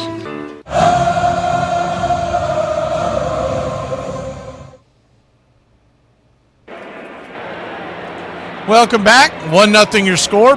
Cubs going to try to tie it up here. Kyle Tucker, King Tuck, comes to the plate.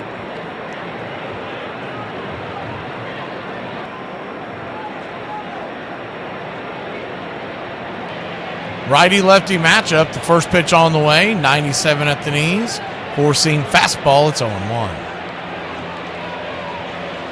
Of course, Tucker is going to be a free agent at the year's end. Came over in the trade from Houston. Is he 0-1? Swing. Dribbles it over to first. Dropping the ball is the first baseman, Vaughn, but he'll recover, flip it to Peralta. 3-1, one down.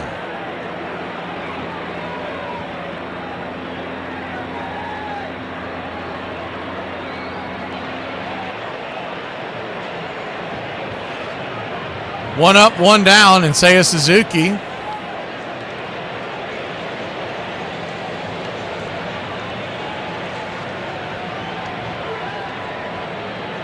Comes to the plate. First pitch on the way is a slider up top for a ball. It's 1-0. Left-hander warming up in the bullpen for the Cubs is Taylor Rogers. Came over at the trade deadline. 1-0. Misses.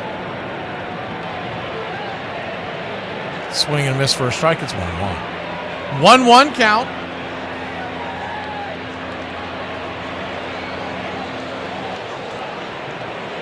Pitch on the way is a slider right there across the knees. 1-2.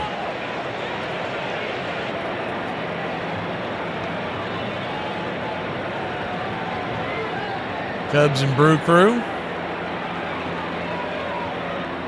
1-0 your score. The 1-2 high and out of the zone. Almost pitch out territory. 2-2. Doubleheader today. Split doubleheader for the Brewers and Cubs. They play tomorrow night at 8:05 is the 2-2 pitch. Misses. Ball 3, 3-2. Full count. And they'll play again on Wednesday at 8:05. And Thursday at 2:20. The payoff pitch. Misses. Ball 4, and Suzuki will head on down to first.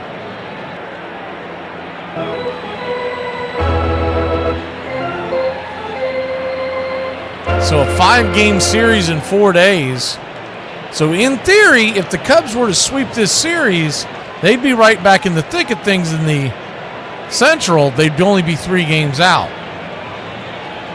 That's a lot of ifing for a team that just won 14 games in a row, coming off a loss from the Reds yesterday.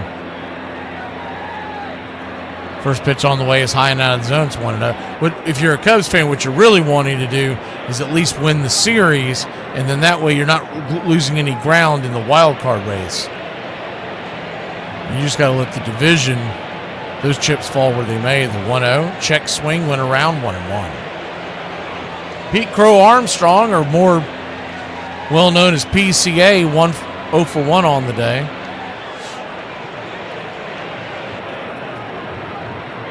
It's not the nickname I would have went with if we were doing Cubs games all the time, the 1-1. Outside wide, 2-1. To me, with him being an outfielder, pretty strong arm. I mean, the nickname Crow Hop Armstrong just, it beckons to be said. PCA is just the lazy, we'll just give him a 3-letter. The 2-1, outside wide, ball 3, 3-1. So a 3-1 count. Samurai Suzuki over at first. Machine Gun Kelly on deck. The 3-1 down and in, ball 4. So Crow Hop will head on down to first. 2 on, 1 out. And the Cubs are in business here in the bottom of the 4th inning.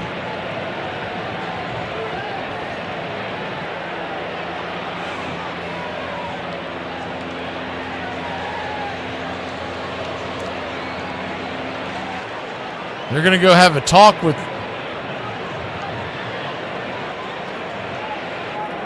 Freddie Peralta for a second. Looks like the pitching coach going out there for the Milwaukee Brewers, Chris Hook. He's not wearing his jersey, but I believe that is him.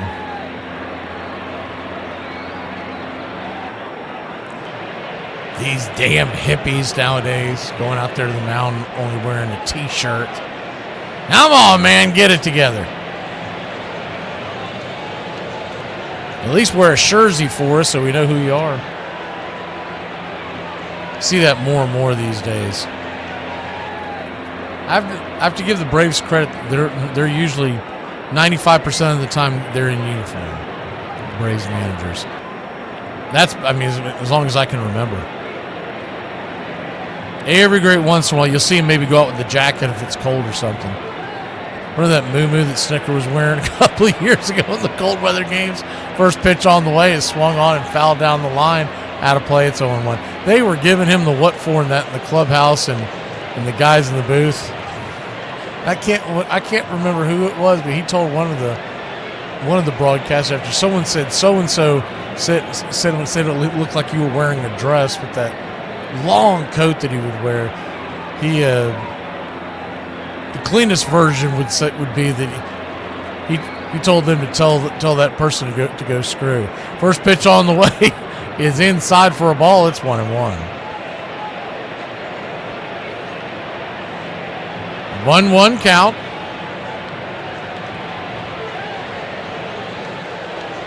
Down and in, 2-1. Change up in the dirt.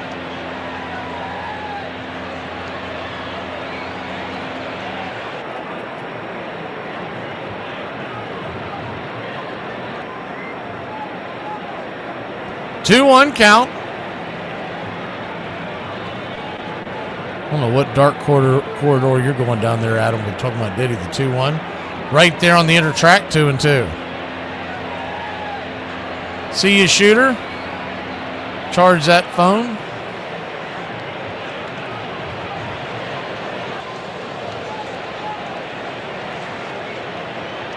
I always have my phones charging. I guess it's because it's what I do, but all the stuff I always have to have access to, right? I never understand the person who can get down to where the phone dies. The 2-2, outside wide, 3-2. Man, battery backups, you name it, I always have them. Like that whole weekend that we were there in Atlanta for the All-Star game, I had the backup battery pack that I could charge on the back of my phone magnetically the whole time. The payoff pitch, inside, full count. So the Cubs will load the bases, and we'll see where this leads them. There's only one out for the Cubs here. Ducks all over the pond.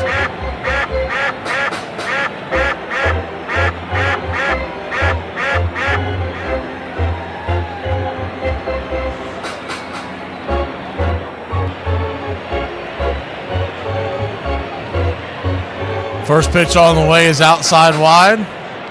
1-0. I'm telling you, Adam, it looked like a movement. It was something they were trying to push in the Braves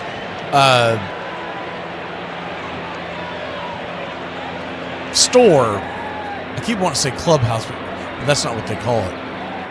The 1-0. Swing and a miss by Casey. It's 1-1. Anyways, the clubhouse store. And it was this long Braves jacket with thick material, almost like the old starter jackets, like that kind of material, but it went all the way down to your ankles. The 1-1, swing and a miss, 1-2. And they were calling it a dress or a nightgown, or I was like, man, that looks like a damn movement. I don't care what else say. His belly popping out there, waddling out there like a penguin. And he finally had enough of people giving him a hard time. He told everyone to go screw the 1-2. High and out of the zone, 2-2. Good take by Casey. Cubs fans are on their feet trying to root Owen Casey along. He's 0 for 6 this season with 2 strikeouts. The 2-2. Peralta, 63rd pitch of the day. Swing! Chops it down the first base line. We'll back the screen up now, see if there's any movement on the bags. Can't imagine they're going to put any kind of hit and run on the youngster who's 0 for 6 and 2 strikeouts. The 2-2 count. Infield back into the right, the pitch. Way outside, wide, ball 3-2. So a full count now. Cubbies faithful standing up in the sunshine, rooting them on. Man, you really like to see this from baseball fans. You don't see this a lot in other places, but standing up in the 4th inning on a payoff pitch. Swing and a miss, strike 3. And there'll be no joy in Mudville. Mighty Casey has struck out. Chased one well off the edge, fading away.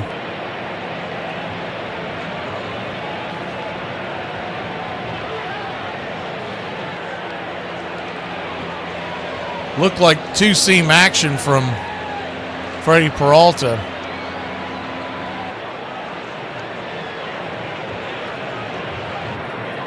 So bases are still loaded now, but now Nico Horner, the batter. Righty-righty matchup, 0 for 1. First pitch on the way, 99 right down the pipe. It's 0-1.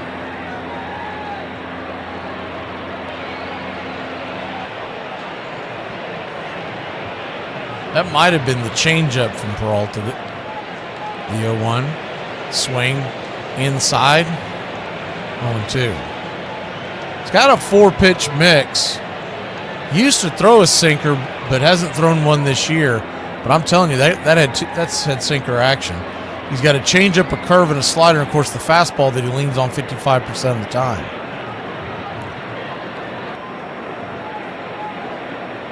The 0-2 count.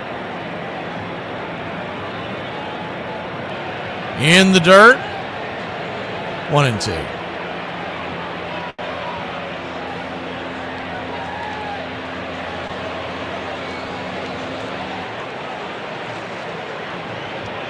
Brewers 1, Cubs nothing. The 1-2. Nico Horner. Runners in scoring position this year. He's batting .377. The grand slam. With the bases loaded. The 1-2. Swing, slices it towards right field. Coming in, making the running catch is Frelick, and that'll end the inning. Cubs threaten with the bases loaded. Brewers threaten with the bases loaded, but it's a 1-run game heading to the 5th in the Windy City. If history repeats itself, I want a dinosaur, bro. Work is work. You don't show up late, you don't make excuses, and you don't not work. If it wasn't work, they wouldn't call it work. They'd call it super wonderful, crazy, fun time, or skippity-doo. Well, what do we do? This just got way too complicated. I've got it. Here's what's going down. Corey, you talk to your team. You guys are going to decline that holding call. Done. Yo, wait, but hold on. Trayshawn, once we break this huddle, you're going to get out there, do some crazy celebration. I'm talking some humpies. Whatever you got to do, you do it.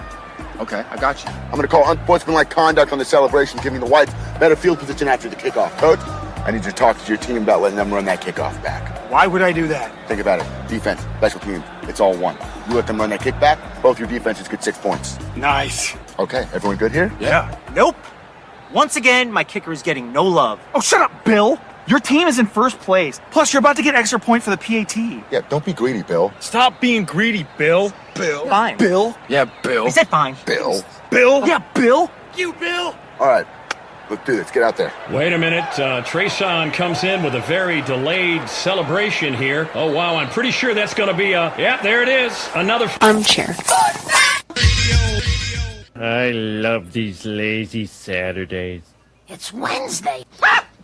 When the University of Illinois played Northwestern, Illinois rooters fired blanks into the air. Much more convenient than yelling, the campus paper said, and has a better effect on the visiting team. And when the Princeton Tigers beat Yale, their fans roared right onto the field. You're listening to Braves Country Radio. Pull up a chair. Your home for the classic call of Braves Country Baseball.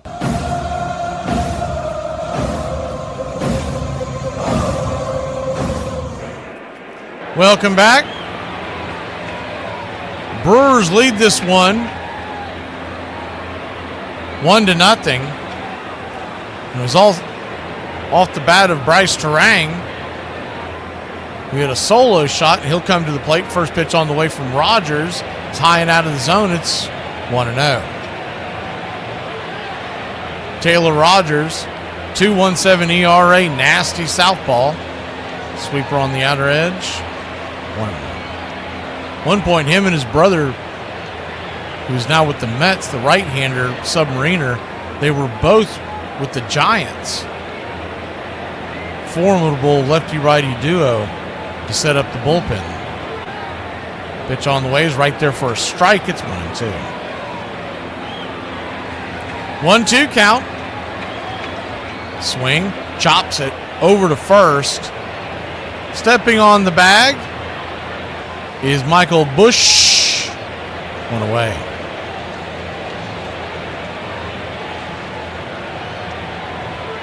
One up, one down, and Caleb Durbin, the batter.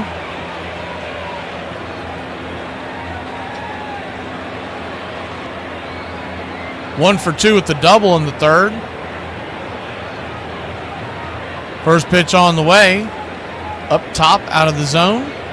It's 0-1. Spencer Strider on the bump tonight for the Braves. 7:15 first pitch. We'll come on the air about 6:30. Is the 0-1. High and out of the zone.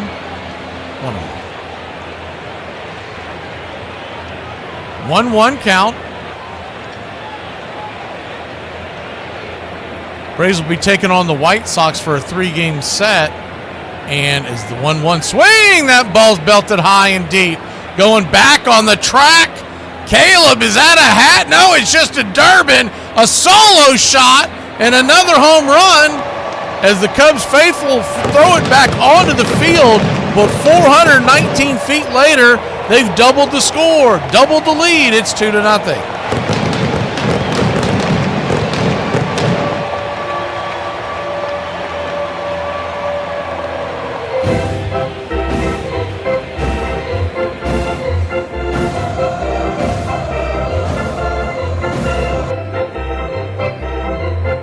First pitch on the way to Contreras is a sweeper right there. First strike, it's 0-1. That wind is really whipping out there to left field now. They had originally projected it towards right, but it does look like it's carrying towards left, and man, it is picking these balls up. It's almost like getting it up in a chute and just firing it over there. Pitch right there, banged off the plate, it's 0-2.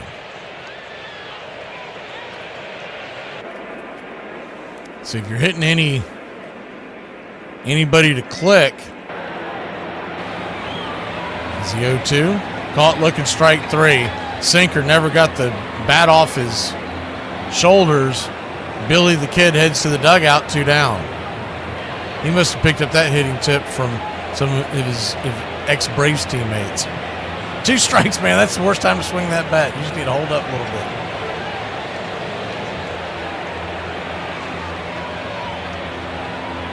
First pitch on the way. Just below the knees for a ball. It's 1-0. 2-0 your score.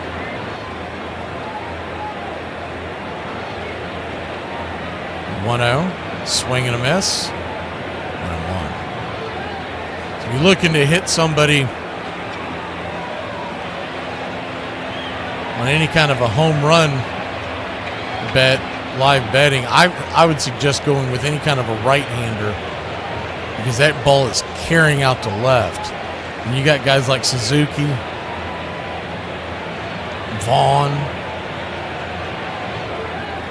with real power, Nico, the 2-1.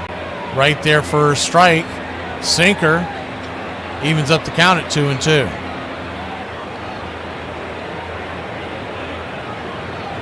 Two count. 93 misses high. Full count. Brewers 2, Cubs nothing.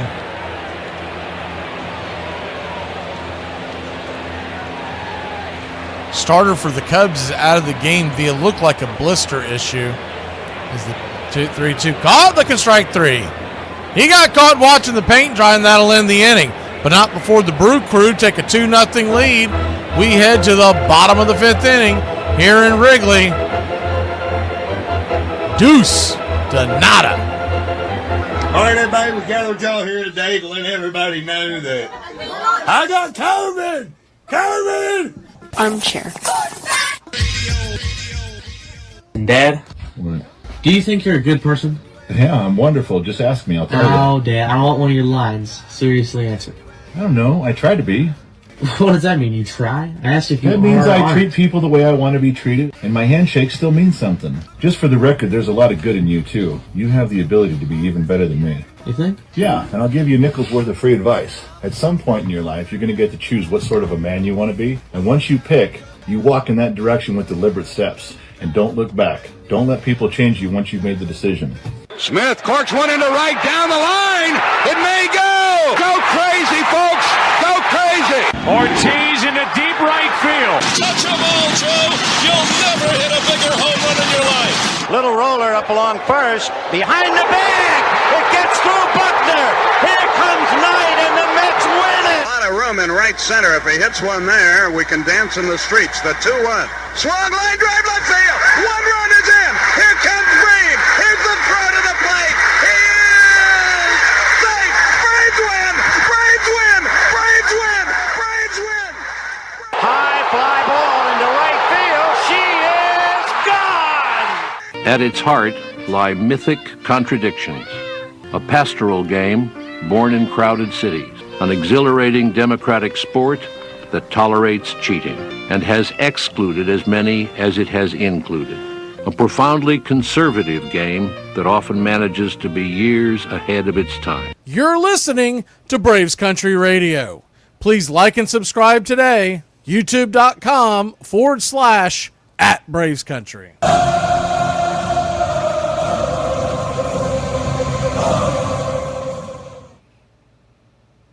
Welcome back. First pitch from Peralta is right there outside for a ball. It's 1-0. The 1-0 righty-lefty matchup to Castro. 97 right down the pipe. 1-1. Brewers 2. Cubs 5. Still a long way to go in this one. Bottom of the fifth, the 1-1. Swing slaps it back foul. It's 1-2. Willie Castro, 0 for 1 on the day.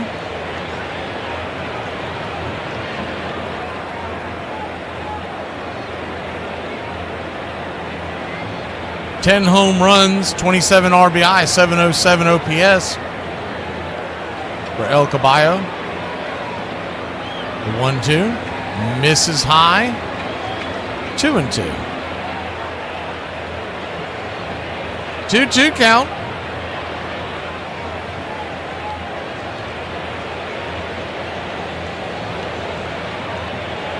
Kicks and fires. Swing. Fouls it away. We'll do it again.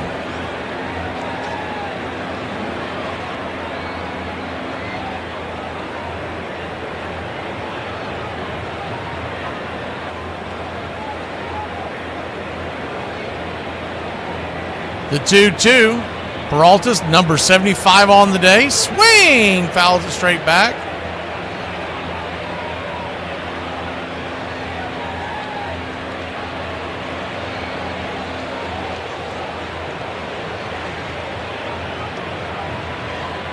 Game 1 of a 5-game series here in Chicago that will go all the way to Thursday afternoon.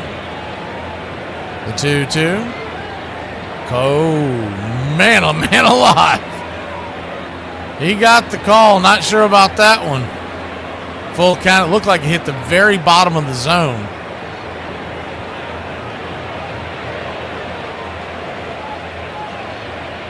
The payoff pitch. Gone. Looking strike 3. Yak him on the outer edge. 1 away. P at the knees. Locked him up. His 5th strikeout of the day for Peralta. 3 walks, 1 hit allowed. He's been known to have a high walk count. He's one of those guys that kind of like a right-handed version of Ian Snell, where he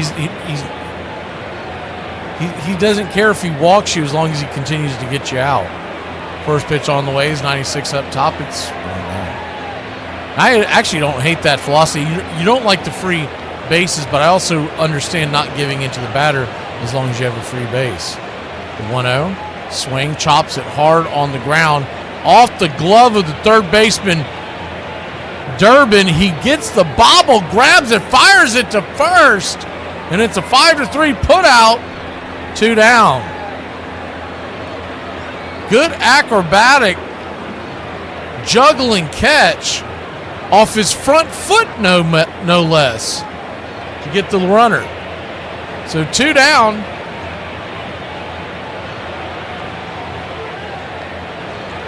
And we'll see Michael Bush come to the plate. First pitch on the way. High and out of the zone. It's 1-0. Braves tonight versus the White Sox. It's Strider versus Gomez. Gomez thrown 22 innings this year with a 5.56 ERA.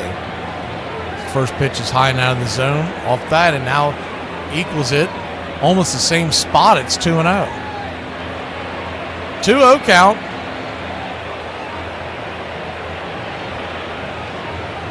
Swing, bangs it down the first base line, 2-1.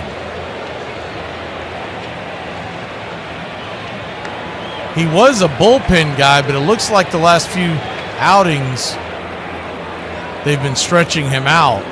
He went 5 innings on August 12th versus Detroit. Almost 4 innings, one before that. The 2-1 pops it back foul. Down the third baseline, giving chases Durbin and Yelich. It'll bend into the crowd, 2-2.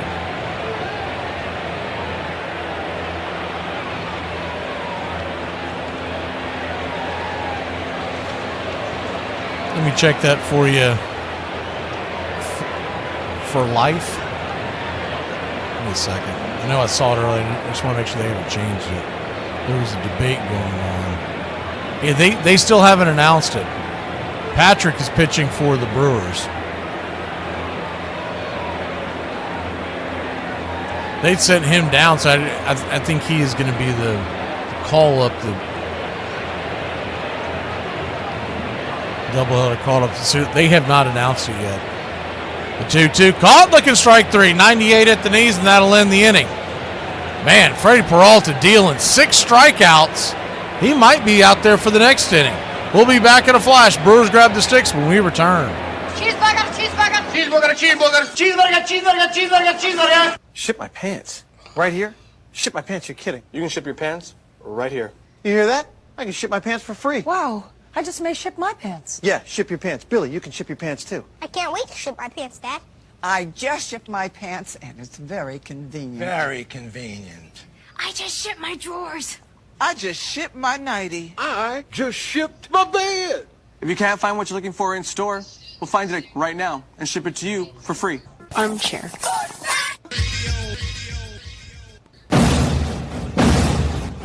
Hey, Braves Country, this is Mac McGee with Braves Country Radio. We are bringing you pitch by pitch, play-by-play of your Atlanta Braves all year long. Please like and subscribe today. It's free, and it helps us bring you more of the game we all love. Braves Country Radio, your home for the classic call of Braves Country Baseball.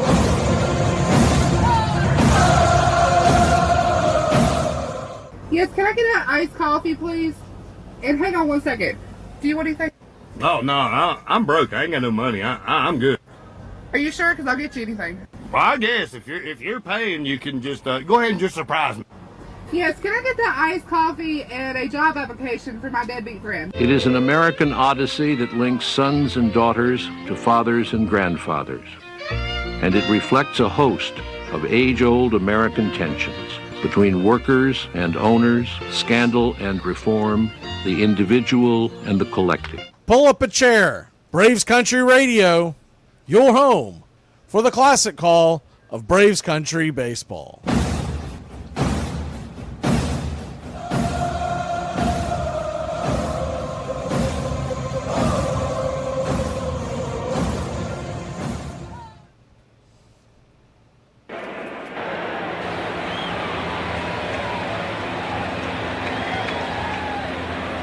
Top of the 6th here in Milwaukee, and here in Chicago, Milwaukee goes back to the plate. First pitch on the way from Little. The southpaw out of the pen. Right there for a strike to Vaughn. It's 0-1. Luke Little Pitched in April, 2/3 of an inning of 1-run ball. The 0-1 misses outside wide, 1-1. He may be the doubleheader addition. He was recalled from AAA today. The 1-1 pops it up, high in the sky. Drifting over, making the catch for out number 1. So the Cubs aren't exactly punting the game, but they're trying to eat some innings with little and try to bridge it. When you're playing a doubleheader like this, that's the biggest thing about managers, because nowadays guys don't pitch both games. They did when I was growing up, but nowadays it's not even thought of. So you have to figure out who you're going to use in the first game and who would be available to you in the second, because you don't want to lose the doubleheader on a split. First pitch on the way to Blake Perkins. He's right there. First strike, it's 0-1. Perkins 0 for 2 with the strikeout and the ground out. The 0-1. Slices it foul. 0-2. 0-2 count.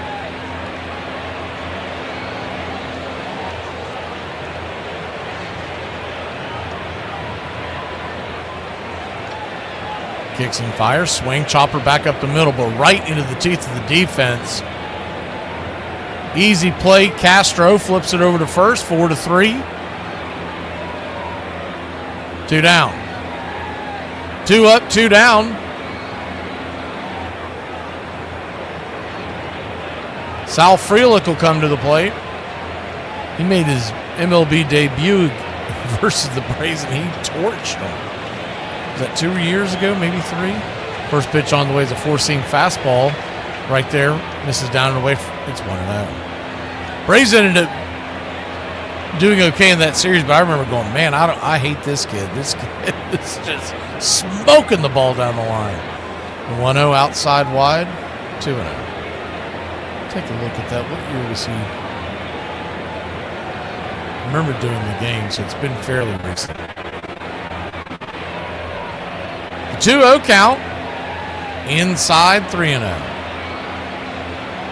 I feel like it was 23, but maybe it was. No, it was 2023. Sal Frelick, 295 batter, 9 home runs, 47 RBI. The lefty pitch.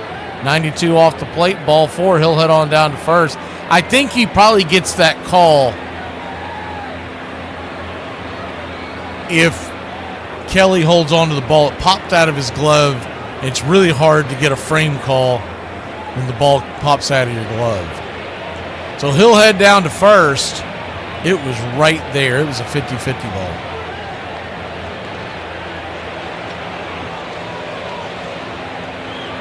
Heartbreak Kid comes to the plate. Danny Jansen, first pitch on the way. Down and in for a ball. It's 1-0.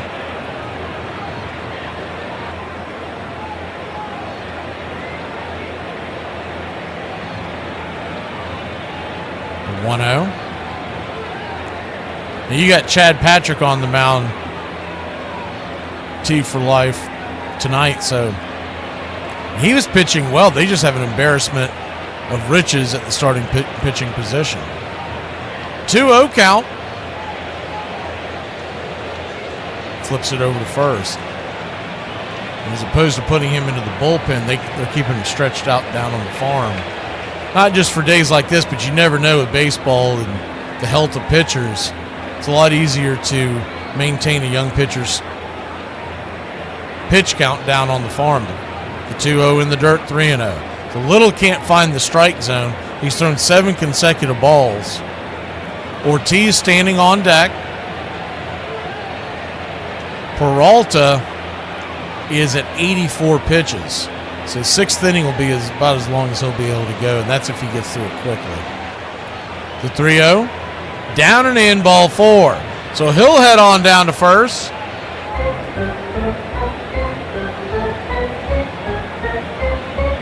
You would have to get an incredibly quick inning to get Freddie Peralta through 7. They're going to go out there and talk to Little.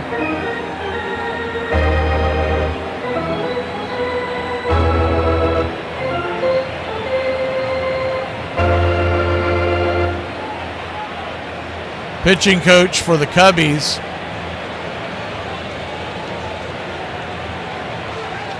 He's out there. Carson Kelly went to the mound as well. But Tommy Hotovy as he likes to be called,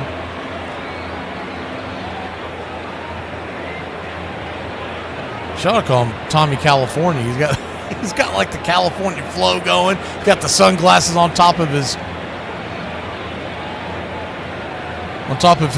the brim of his cap.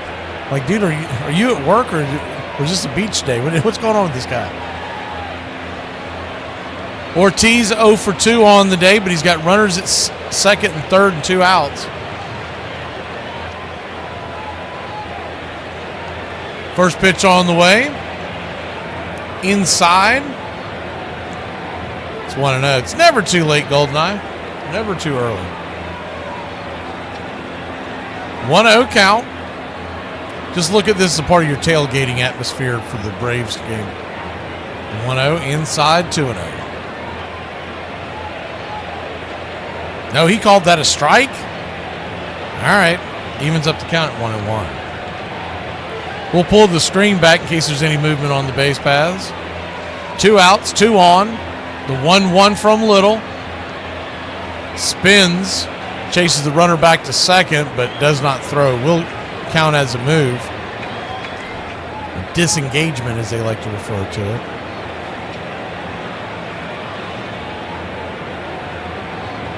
One count. Brings it. Time is called by home plate umpire. And he's going to say that he took too long, so it's going to be an automatic ball. It's 2-1. Pitcher time violation.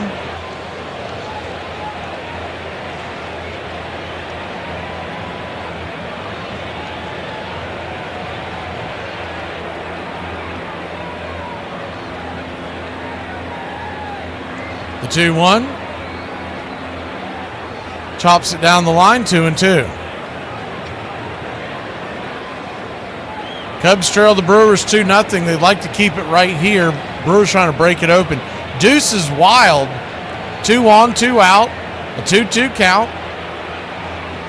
Castro trying to sneak in the back door and pick off the run of the 2-2. Dribble down the first base line. That's going to be a really bad throw up the line. It's going to get away. Bush stood there at first staring at it, and here comes the runners around to score, and it's 3-0 Milwaukee. You'll get an E1 from Little. It was just a bad idea. He got the ball chasing up the line. He's a big lumbering kid, and he tried to shovel the ball down the line, and Joey can run really well. So right there when he got it, he should have just stuck it in his pocket. He was never going to beat the runner with a shovel. He threw it. The ball got away. First baseman, Bush, never had a chance to get it. And then for whatever reason, stood there for a second. And I don't know if he didn't know where it went, but it was like he was paralyzed. I don't think it would have made much of a difference as the ball rolled up the line. Good hustle by Tucker to back up the play and keep it to just 1 run. If he drops the ball on that one, it's going to be 4-0. 3-0 your score, second and third, 2 outs, top of the 6th, first pitch on the way, 4-seam fastball. It's 1-0. Not 100% sure what went on there. Figure this out in a second. Something's gone wrong with the technology there at the stadium, the 2-0. So a 2-0 count. Let me see if we can bring it back in. Really strange. I've never seen that do that mid-game. Someone hit the wrong button in Wrigley. We're back. The 2-0 right there, first strike, 2-1. Bryce Terang. 356, 2 home runs. 2 on, 2 out. The 2-1 right there. Oh, did not call it a strike. All right. 3-1. Definitely hit the zone.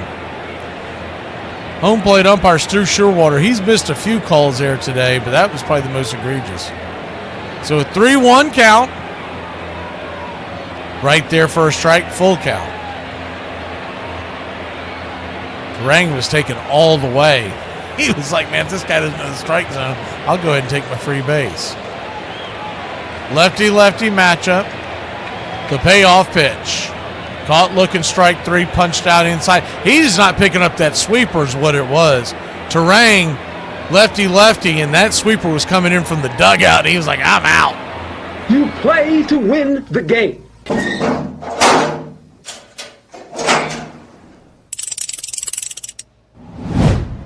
Brad, you might know the answer, but where's Dobbs' eyebrows? I have to know. The kid looks like an alien. I actually found out where Dobbs' eyebrows went to. He mailed them to Anthony Davis of the Pelicans.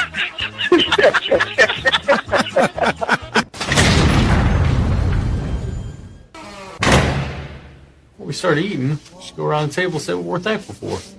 I'm thankful that in 4 minutes the Cowboys game is going to be on, and everyone is going to shut up. Okay, it kind of needs to be about family.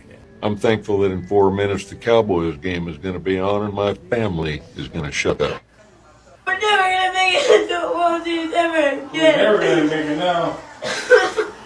That's not fair. I hate the damn Dodgers. Freddie Pippen can burn in hell. Stick with Mookie Betts and Clayton Kershaw. Armchair. By 1800, town ball and its many variations were played nearly everywhere. On their way back from the Pacific Ocean, Lewis and Clark played a game of base with the Nez Perce Indians as they prepared to cross the Bitterroot Mountains. In the 1830s, on the western frontier of Missouri, ball was the favorite sport of Joseph Smith, the founder of a new religious sect called the Mormon.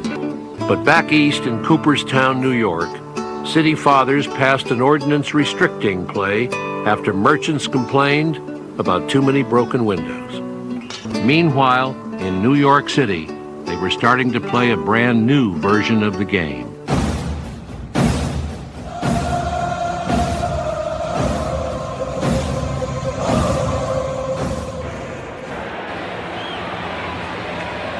Three to nothing your score. We head to the bottom of the sixth. See if the Cubs can break across here.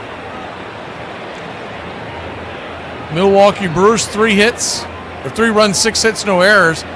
Cubs, no runs, 1 hit, 1 error. First pitch on the way to Kyle Tucker is swung on, bangs the curveball down the first base line. It's 0-1. Righty-lefty matchup.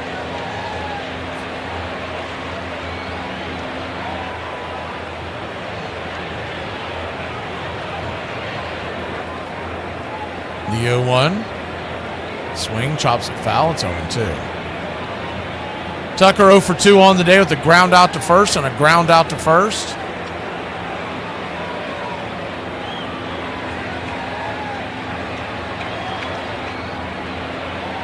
Brewers defense playing back into the right, rightfully so.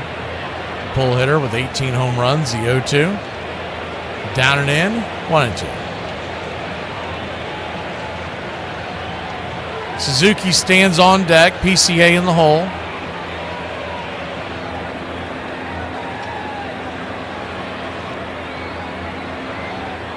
The 1-2, swing, chops it over to second. 4-3 put out. 1 away.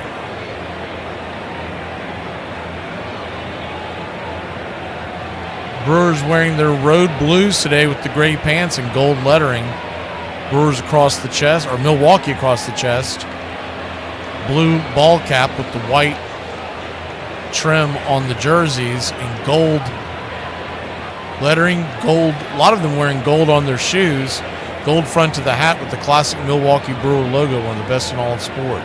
First pitch on the way is a slider up top. For a strike, it's 0-1. When I was a kid, I loved that logo, and I didn't even know that the MB was incorporated until I got older. The 0-1, up top for a strike, it's 0-2. 0-2 count.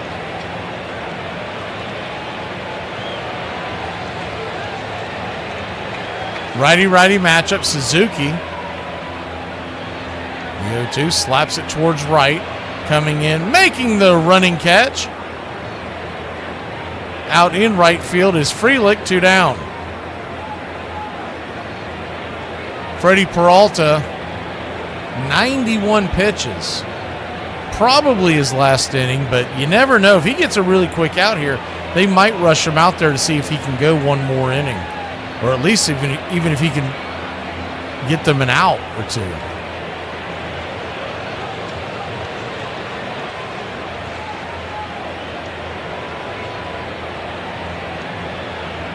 One 1-0 count into Armstrong. Thought that card had gone off the screen. It's supposed to expire. It's got locked up there for whatever reason. My apologies. The 1-0. Swing fouls it back. 1-1. Normally I see someone in the chat with the capital letters of screen or something, but I guess everybody's just chatting away. The 1-1 count. Armstrong. Swing, fouls it straight back, 94 miles an hour, 1-2. 27 home runs, 79 RBI, and 822 OPS. Yeah, Golden Eye, if it's up like that for a long period of time, say something in the chat because it's gotten stuck and it sits to my right, so I don't see it. I'm looking at what I'm bringing to you. The 1-2. Swing pops it up. High in the sky, over in center field. It's going to be an easy 1-2-3 inning as Perkins makes the catch, and we go to the 7th. 3-0 your score. Peralta's at 95 pitches. Probably the end of the day, but you never know. We'll be back. No, I mean, I read the HR memo. It said WFH optional between Thanksgiving and Christmas, so work-free holiday. I was just going to table it for... No, Brian. WFH optional is work from home optional between Thanksgiving and Christmas, not work-free holiday. Who told you that? It's just crazy. I mean, Kate did last week. Hey, is this true? And we lost Kate. Okay, Matt, I think I'm going to need to get Bob involved on this one now. Armchair.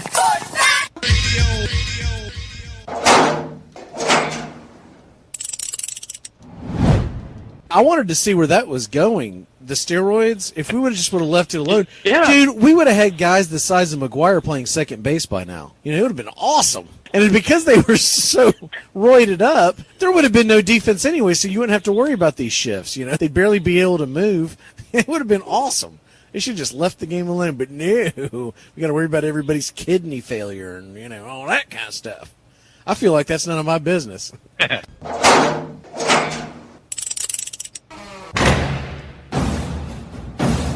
Here's the first pitch hit high and deep into center field. It's going back. Zip, boom, bam, it's gone. Ramalama ding dong. The Braves lead it 5-4. He takes Josh Hader deep. The Atlanta Braves lead it 5-4. The crowd is going bananas. There's two types of people in this world. There's winners and there's losers. And just so that we're clear, every time we step on this field, our goal is to be a winner. And if your dad has said, oh, it doesn't matter whether you win or lose, just as long as you have fun, your dad's a loser.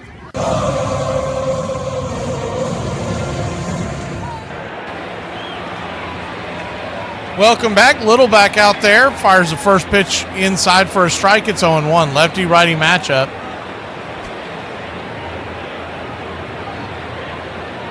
The 0-1.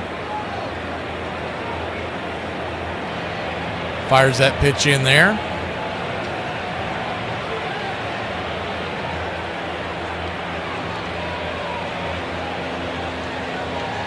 Pitch on the way, 91-mile-an-hour fastball.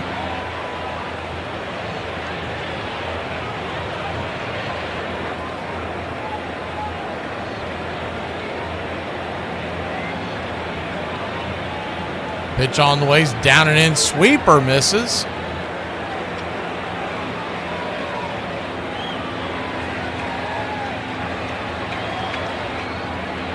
With a 3-1 count. Right there, four-seamer at the knees for full count. Caleb Durbin, 2 for 3 with the solo shot. Standing on deck is Contreras. The payoff pitch from Little is 30th of the afternoon. 92, bottom of the zone. Strike 3. Four-seam fastball got him. That's an iffy call. If you're a Brewers fan, you're like, no way in hell. If you're a Cubs fan, you're like, yak 'em. I think it really came down to a really good frame job by Kelly. Billy the Kid to the plate, 0 for 3. William Contreras takes a sweeper inside. It's 0-1.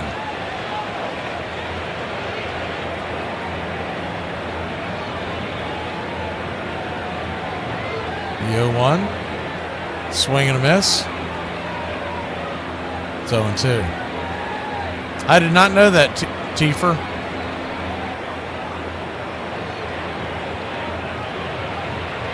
I like the one better that they use is the 0-2 inside. You go around. I like it better with the one that they use that has I believe it's the wheat or barley as the stitches. I've only seen it a few times, but I really like that one. The 1-2 chops it down the line into the dugout. We'll do it again. Quality start is considered 6 runs and 6 innings, 3 runs or less. So yes, it is a quality start, Patrick. Assuming he comes out of the game. 1-2. Outside wide, 2-2. But it's a quality start for the Brewers, not the Cubs. The Cubs starter came out after 2 innings. The 2-2 count. Swing and a miss, 4-seam fastball. Yak! 2 down. Horton came out with 2 2/3 innings pitch because of an injury. Something happened to his finger. So it's been Pomeranz, Rogers, and Little since then. But technically, if Horton was still in and this was the score, you'd be clinging on to a quality start right now. First pitch on the way is a 4-seam fastball. It's 0-1. What will drive you crazy if you are this is fantasy baseball related, guy can go out there and throw 6 scoreless like Peralta has right now, or we'll even say 6 innings with 3 runs, and they send him back out there for the 7th. He gives up a home run, and the quality start's gone. The 0-1 inside, 1-1. To me, that's always been a goofy ruling because he did go 6, and he did give up less than 3, but he gives up that run in the 7th, and the quality start goes away. Like, that's not a him problem. That's the manager leaving him in there too long. 1-1, fouls it away. It's 1-2. I've been playing fantasy baseball since pretty much its inception, and that has driven me crazy since day one. I know we've had that rule in our leagues since the 90s, and you'd be like, pull him out, get him out of the game. 1-2, slaps it down the line, foul. We'll do it again.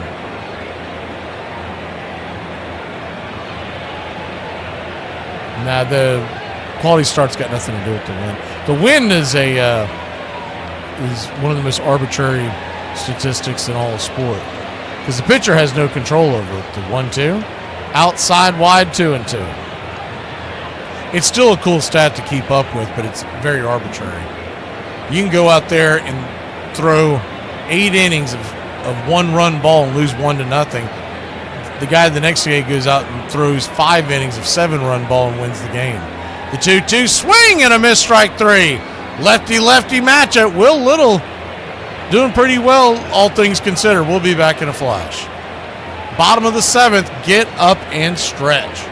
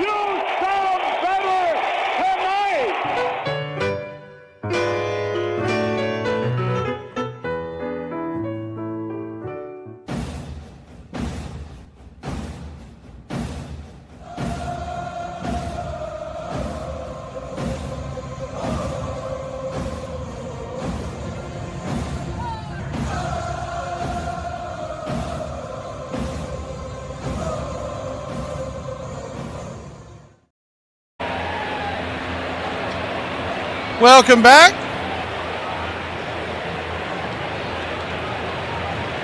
Oh, that's kind of cool. I didn't know. I guess is this the Brewers? I guess it's the Brewers. They do a tavern of the game, shouting out to. I'm assuming it's taverns that are in the Milwaukee area. I didn't recognize the name of the town. I'm pretty sure that's the Brewers feed that I'm looking at on that screen.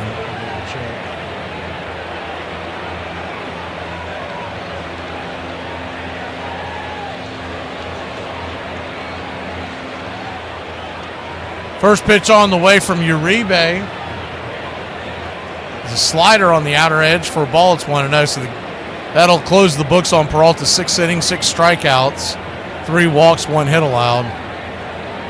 Yeah, that was the Brewers broadcast that they were doing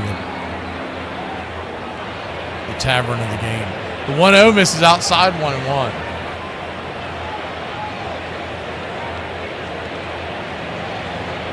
Excuse me, 2-0. 2-0 count, and he is squeezing some of these calls. Right there for a strike, 99 miles an hour up top, 2-1. Normally on a doubleheader, you don't get guys squeezing. They're like, let's get this over with, right? We got 2 of these suckers. The 2-1 count. Swing, chops it up the middle. It's going to be a 6-3 put out. Start the bottom of the 7th for the Cubbies. 1 away.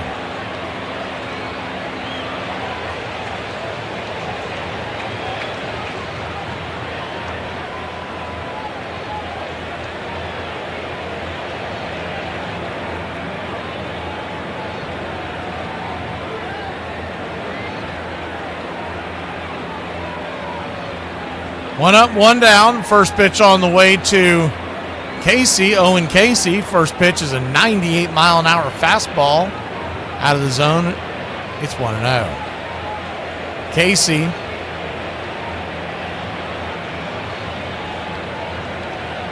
oh for 7 on his young career. The 1-0. Outside wide, 99 miles an hour. 2-0. Cubs have Gavin Hollowell warming up in the bullpen, the right-hander. I think one of the strangest things to me with the Cubs situation with this field is the 2-0. Bangs it foul, 2-1. When I think of Wrigley Field, I think of like a pure outdoor facility, old school baseball, and then they flash to the bullpen, and because of not having the room, and they don't want to take away from the seats, the bullpen is indoors and underneath. It's such a strange. Every time they flash there, I think of like, man, that looks like something the Marlins would have conjured up. The 2-1 count. Swing, chops it foul. We'll do it again. It's 2-2.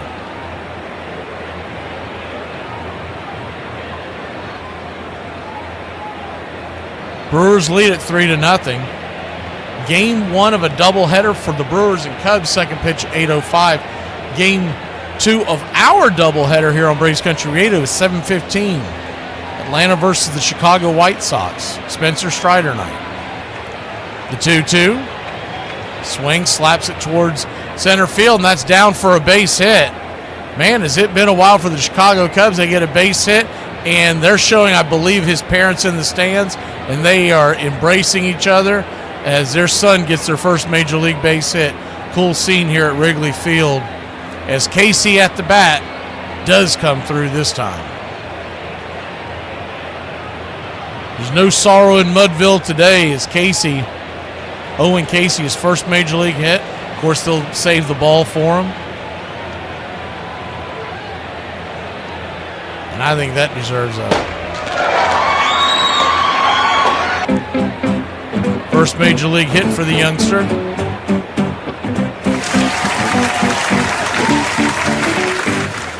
Nico Horner, the batter.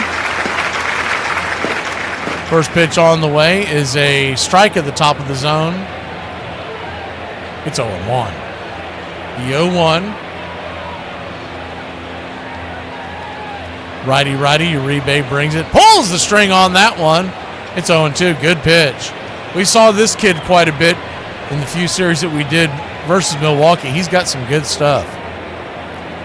Uribe, 184 ERA. You wondered how the Brewers on a 14-game winning streak that ended yesterday? It's his bullpen. The 0-2. Swing, slices it foul. Into the crowd. We'll do it again.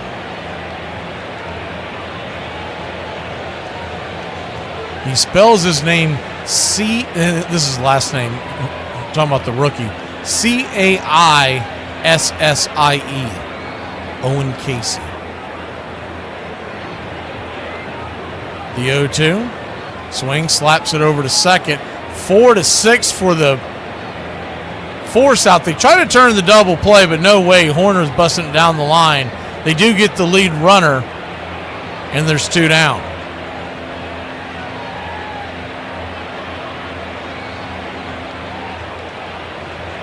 Good turn by Terang, who fired it to Ortiz. Ortiz, the throw was a little high, but he never would have gotten him.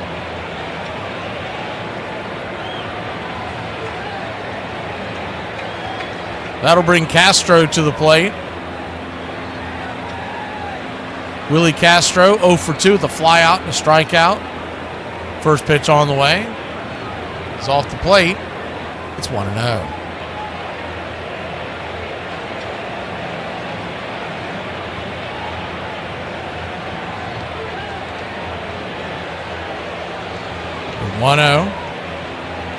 Swing! Slider on the outer edge, 1-1. Must have had a hole in the bottom of his bat because I don't know how he missed that.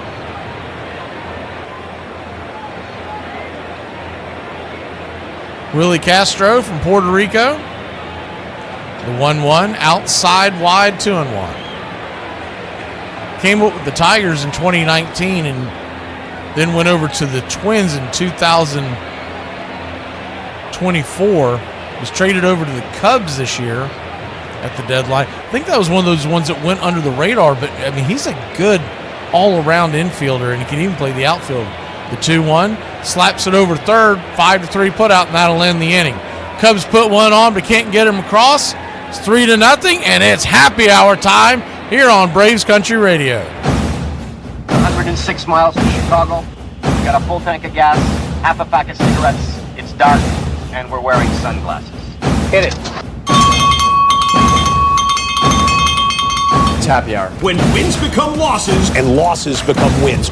You guys going to happy hour? Yeah? Yeah, I'll come for a couple. Just a couple, though. Not like last time. Okay. Let's get it! Hey! Afternoon, everybody. I put my pants on, one leg at a time. Guess what? I got a fever, and the only prescription is more... Ladies and gentlemen, we interrupt our program of dance music to bring you a special bulletin from the Intercontinental Radio News. You're in Braves country. Everybody drink a beer. Salute.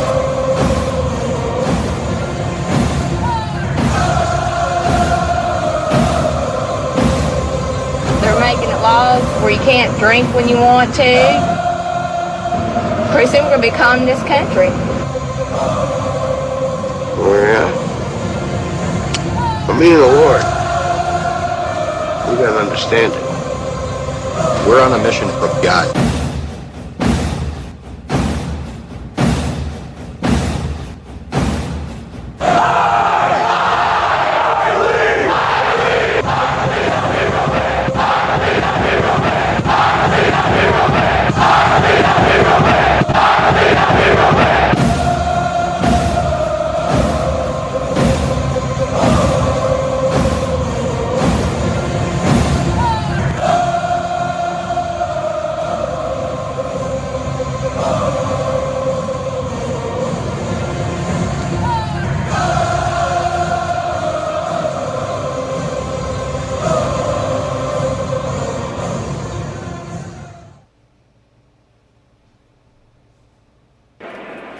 Welcome back. John. First pitch on the way from Gavin Hallowell is a 95-mile-an-hour heater at the knees to Andrew Vaughn. It's 0-1. Hallowell, 1.23 ERA in 7 innings, 8 strikeouts. The 0-1 swing bangs it over to third. Should be an easy play, 5-3. Shawshank Redemption to Bush. 1 away.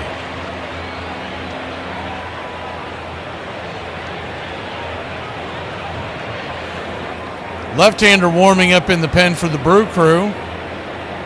Jared Koenig.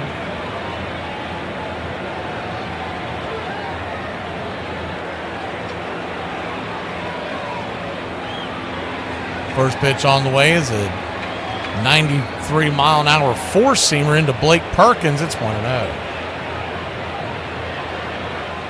Thank you for the contribution, Uncle Charlie.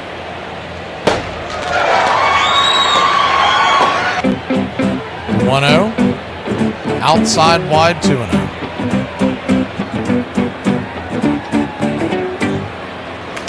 Two-0 count.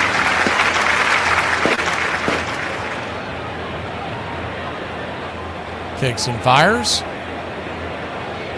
2-1.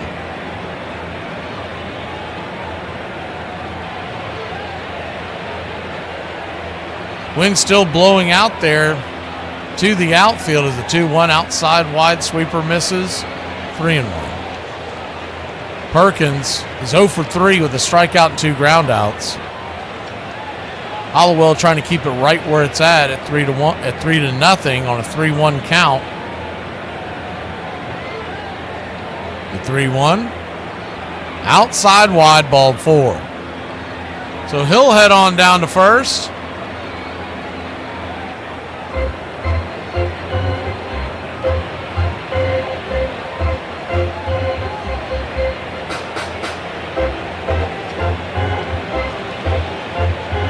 Runner on first, 1 out.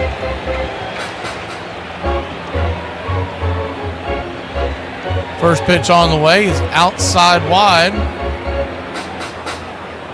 1-0.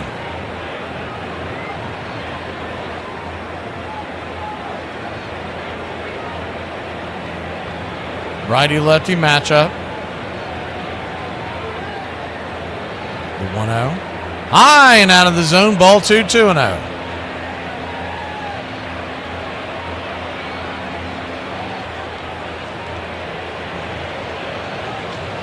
2-0 count.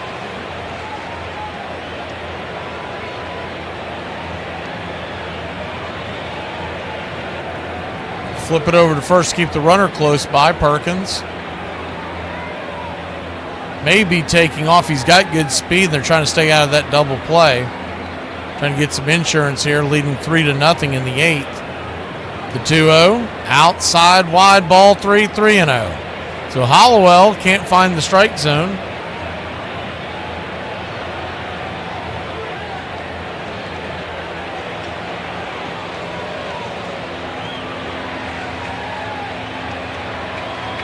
The 3-0, nowhere near the zone, ball 4. So he'll head on down to first.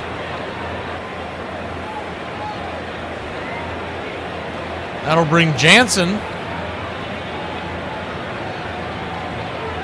to the plate. 2 on, 1 out.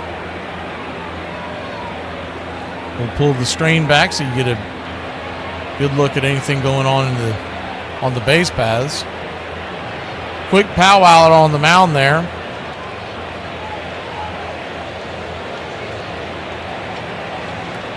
Tommy Hotovy.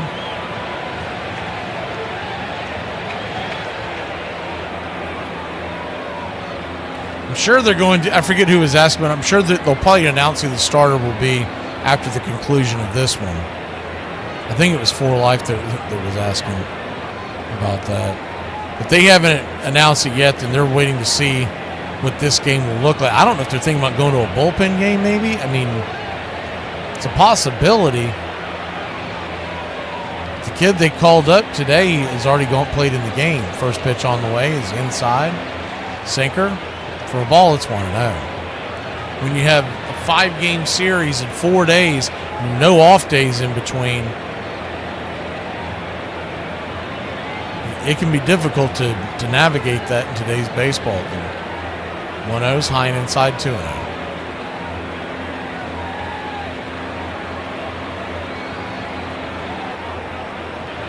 2-0 count.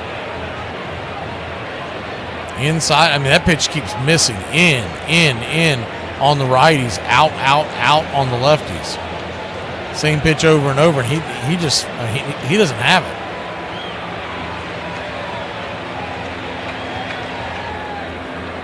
The 3-0. Inside ball 4. He's walked the bases loaded. So, ducks all over the pond.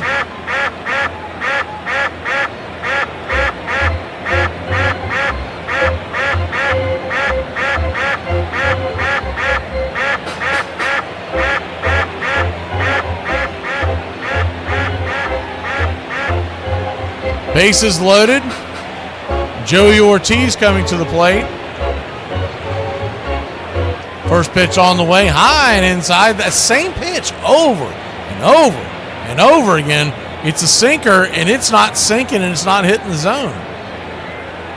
I mean, I would tell him, shoot, aim for the outside part of the plate. Maybe you'll actually hit the zone. The 1-0.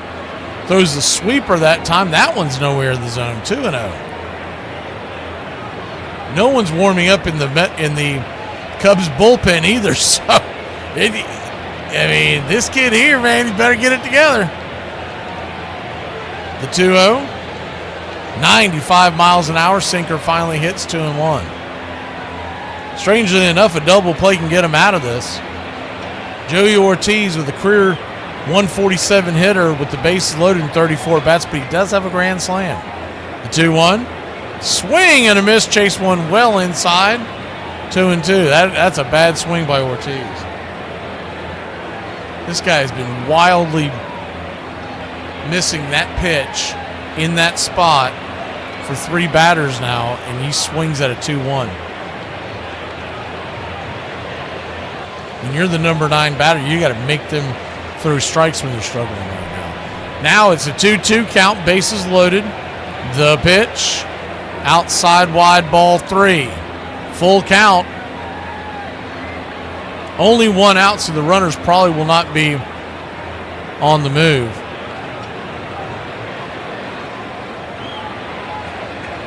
The payoff. Chase one inside. Bangs it off the plate. I don't get the reference, Patrick, but it's just a duck sound that we do for the old adage of ducks on the pond, meaning bases loaded.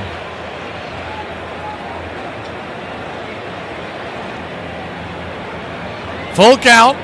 Swing, slaps it through the hole. It's going to be a tough play at second. Sliding attempt by the second baseman, Castro. Spinning from his knees, fires it to first, but he will not get him in time. A good effort. They had the overshift on, and there was just no time to get over there, get the ball spin, and get the speedy Ortiz.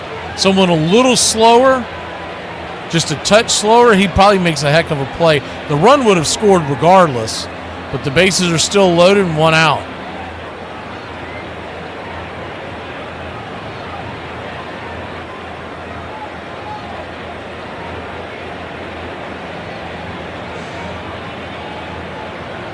Bases loaded, 1 out. Yeah, an SSW 81 wins still won't get you in the playoffs. I think you got to be looking at least 85. And that's probably shooting it low.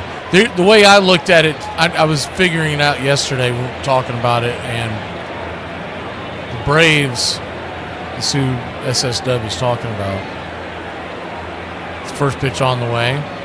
Is a sweeper down and away. It's 0-1. Braves are 56-68, 12 games under 500. Is the 0-1, swing and a miss. It's 0-2. So you're talking about 124 games played, 38 left. to have an honest chance of it, I think you got to go 30-8 the rest of the way. That's after winning 9 of your last 11. The 0-2 hits it over to second. This could be a tough turn. 4-6. They're never going to get him. And it'll be a run scored again.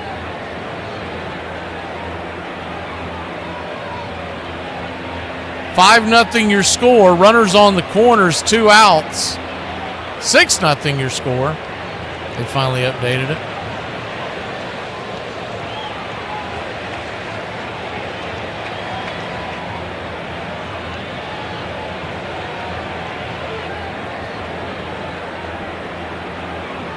Still runners on the corners, but there are 2 outs. And Billy the Kid comes to the plate, takes the first pitch, 96-mile-an-hour fastball. It's 0-1. On the play, the runner goes down to second to eliminate the force out there, defensive indifference. The 0-1, outside wide, 1. I really think the magic number to be able to even think about it would be 85, 86 wins. Unless you just get a total collapse from the entire league, but how's that going to happen because they all play each other? The 1-1. Outside wide, 2-1. Wild pitch. Runner comes home, and it's a 7-0 lead for the Brew Crew.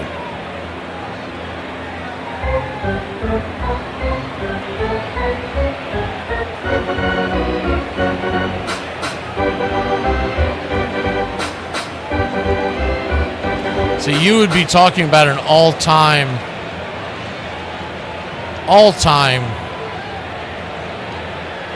it would be up there with the Miracle Braves of 1914, if not even more dramatic considering how poorly they had played and how many teams they had to lead. 2-1 count, misses outside wide, 3-1. So a 3-1 count, runner at third, 2 outs. Inside ball 4. Hollowell, who continues to struggle with the zone, walks another. He's gotten 2 2/3 of an inning here. He's walked 4, 2 hits, 4 earned runs, and no strikeouts. And he had a pretty impressive stat line coming in, but he just has not had it.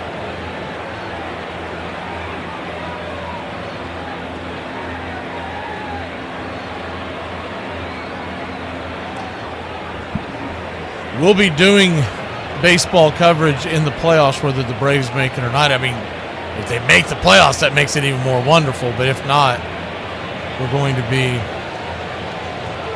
doing as many games as possible, along with other stuff I have to do outside the radio life.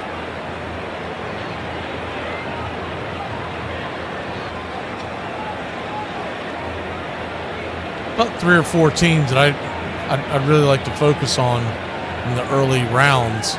And the Brewers, Cubs would be 2 of them. The first pitch on the way is down and in for a ball. It's 1-0. Got to figure the early rounds, Brewers won't be playing in it. So the 1-0, swing, slaps it over towards second, 4-3, and Yelich is the final out of the inning, but not before the Brew Crew put 4 on the board. We go to the bottom of the 8th. Here in happy hour in Wrigley Field. Oh, yeah. For me and the Lord, we got an understanding. We're on a mission from God. I'm listening to a game. It's New Mexico State playing Indiana State. New Mexico State is right up the street from El Paso, and I went to UTEP. And we're big rivalries, so I'm hoping that Indiana State will beat New Mexico State. And I'm listening to the radio, and I have no clue of the players on either team. All of a sudden, this name keeps coming. Bird. He goes to the right. Bird. He makes the shot. Bird. I said, damn, who's Bird? Bird. You know, here's Bird and Bird this and Bird. Oh, did you see the pass that Bird made? I can't see it, but I'm just trying to imagine it. When the time I got to the end, I said, damn, that brother can play. Hey, I'm going to tell you something. When I got the newspaper the next morning and saw Larry's picture, I said, damn. Armchair. Bad food and overpriced drink had been sold at ballparks since the 1850s, but it took one very ambitious British-born caterer to turn concessions into an empire.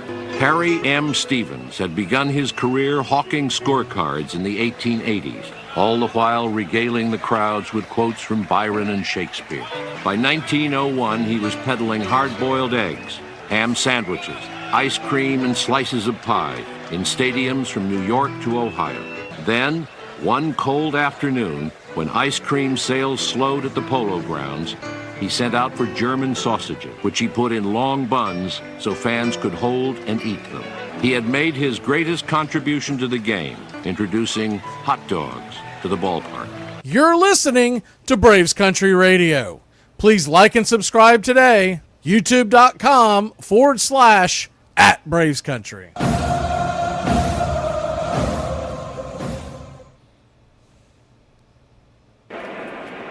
We go to the bottom of the 8th. The Brewers have broken this open 7-0.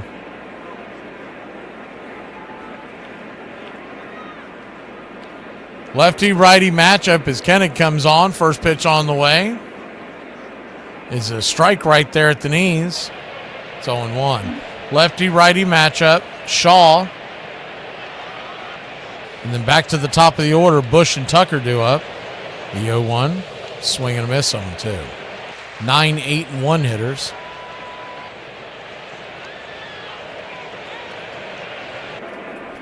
Oh, 2 count. Swing and a miss. Chase the changeup. Strike 3.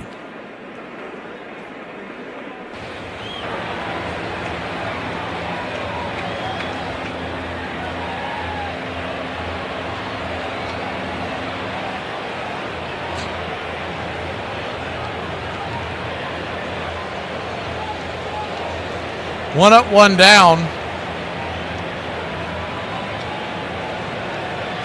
Seems to be some confusion here as Justin Turner comes to the plate. Bench hitting for Michael Bush. That might just be for rest for game 2. First pitch swinging, bangs it on the ground over to third. 5-3, 1 away. Justin Turner down on 1 pitch, the ex-Dodger. A lot of really good years in Los Angeles. Bounced around the league a little bit, but that's when I think of Justin Turner, that's what I think of. Kyle Tucker, the batter. Southpaw brings it to the left-hander. Inside. Sinker under the hands. It's 1-0. Here's a right-hander warming up in the bullpen. It's Ryan Brazier for the Cubbies. The guess would be that he'll come on for mop-up duty in the 9th. The 1-0 misses high, 2-0.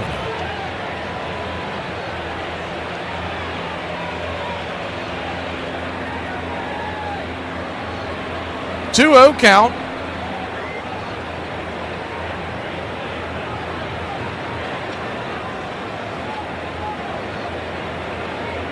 Misses, ball 3, 3-0.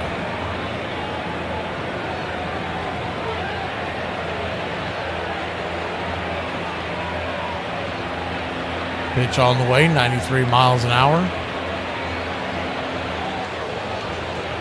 3-1. Tucker's 0 for 3 on the day with 3 ground outs.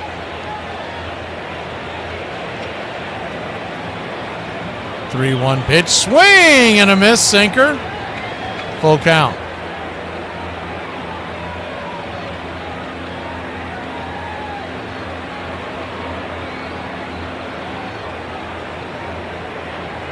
The payoff pitch. Pops it up in the infield. No, it'll make it to the outfield. Shallow outfield. F7 in your scorecard. Yelich with the catch, and that'll end the inning. Cubs go down. 1, 2, 3. We'll be back in a flash. 9th inning we go here in Wrigley.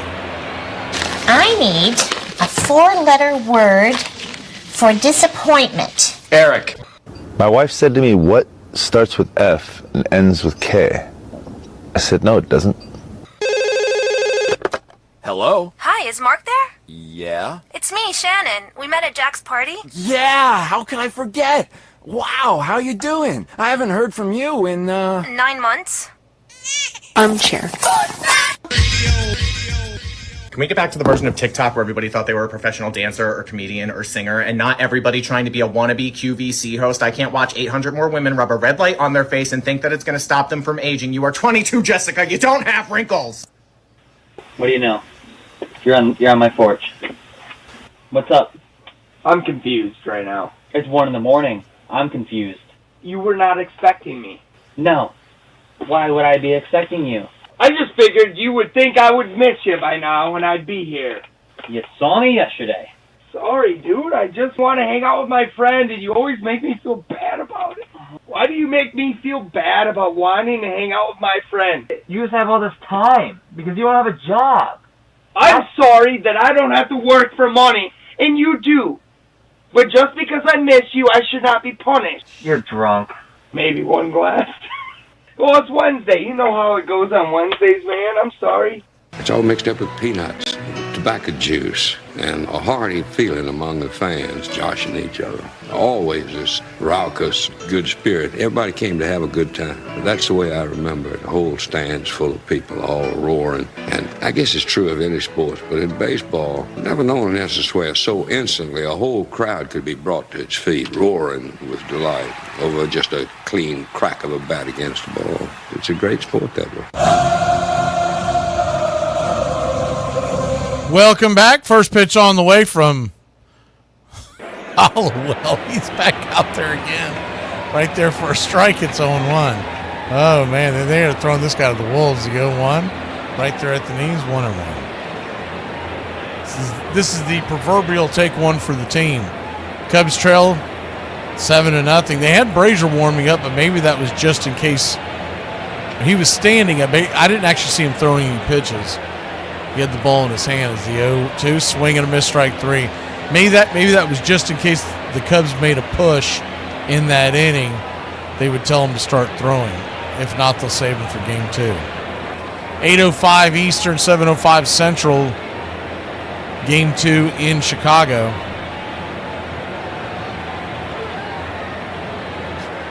It's Chad Patrick for the Brewers. They have not announced starter for the Cubs yet, but they normally will do that right after the ball game. They'll ask the manager and he'll tell them. Atlanta Braves coming up at 7:15. We'll come on the air a little bit before we get you ready. First pitch on the way is a 4-seam fastball up top for a ball. It's 1-0.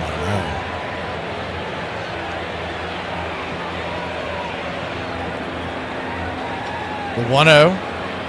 Swing, chops it over to second. 4-3 should put him away. It does. 2 down. Isaac Collins was the batter. He pinch hit for Perkins. Collins back from maternity leave.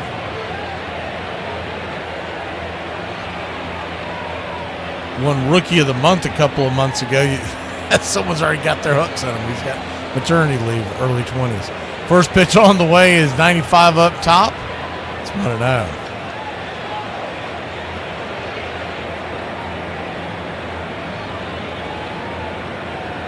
1-0 count. Brings it. Swing, slaps it. Down the right field line. That's going to get down for a base hit. Up against the wall. The 353 sign there in right field. And it's a 2-out double for Sal Frelick. So many nicknames that came to mind for him, but none of them were clean, so we left it alone.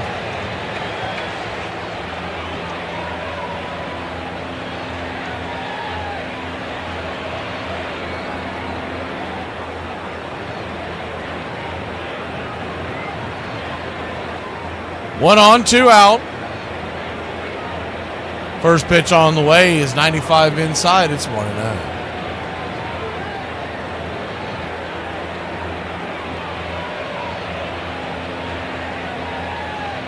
The 1-0.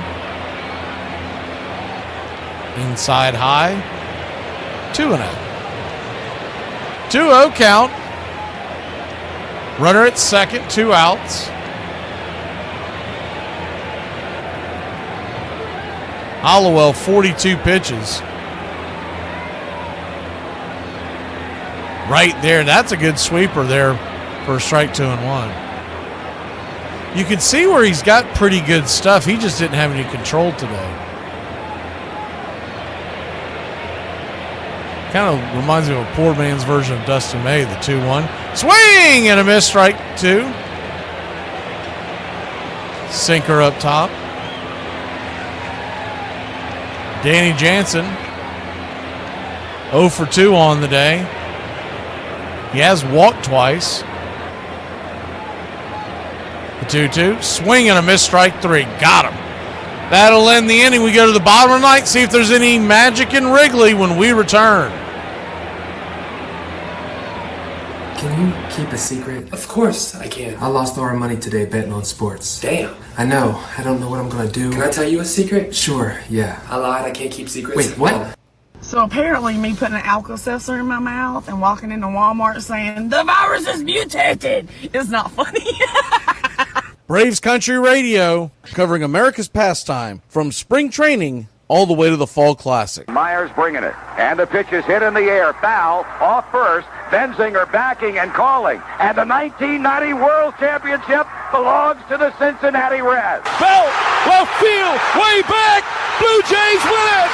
The Blue Jays are World Series champions as Joe Carter hits a 3-run home run in the 9th inning. Touch 'em all, Joe. You'll never hit a bigger home run in your life. I think one of the worst feelings is when you're at work. Armchair. Well, let's have a look at the replay. William, move your head. Look at the size of that boy's head. Shh. I'm not kidding. It's like an orange on a toothpick. You're gonna give the boy a complex. Well, that's a huge noggin. It's a virtual planetoid. Has its own weather system. Heed, move! Move that melon of yours and get the paper if you can. He'll be crying himself to sleep tonight on his huge pillow.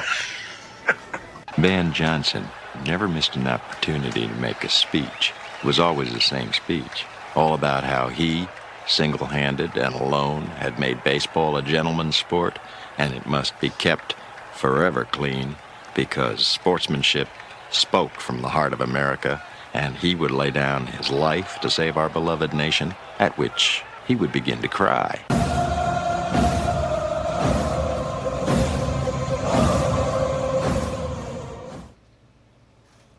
Welcome back.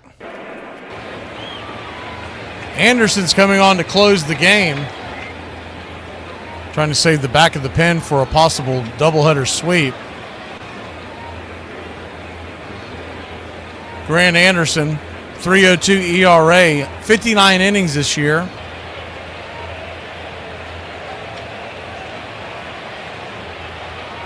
First pitch on the way from the right-hander, swung on, chopped up the middle. That's going to be an easy 6-3 putout. One away. Collins flipping it over to first base. One pitch, one out. In game one of their doubleheader, game two of our doubleheader comes up to you in a couple hours. Come on there about a half hour before the game begins today. First pitch on the way. Swing and a miss. 95-mile-an-hour fastball. It's 0-1.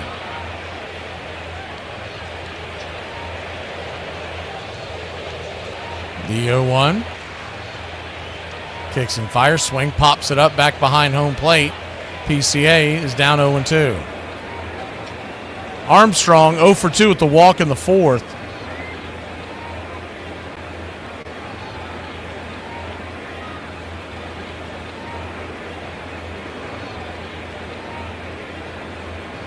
Yo-2 count.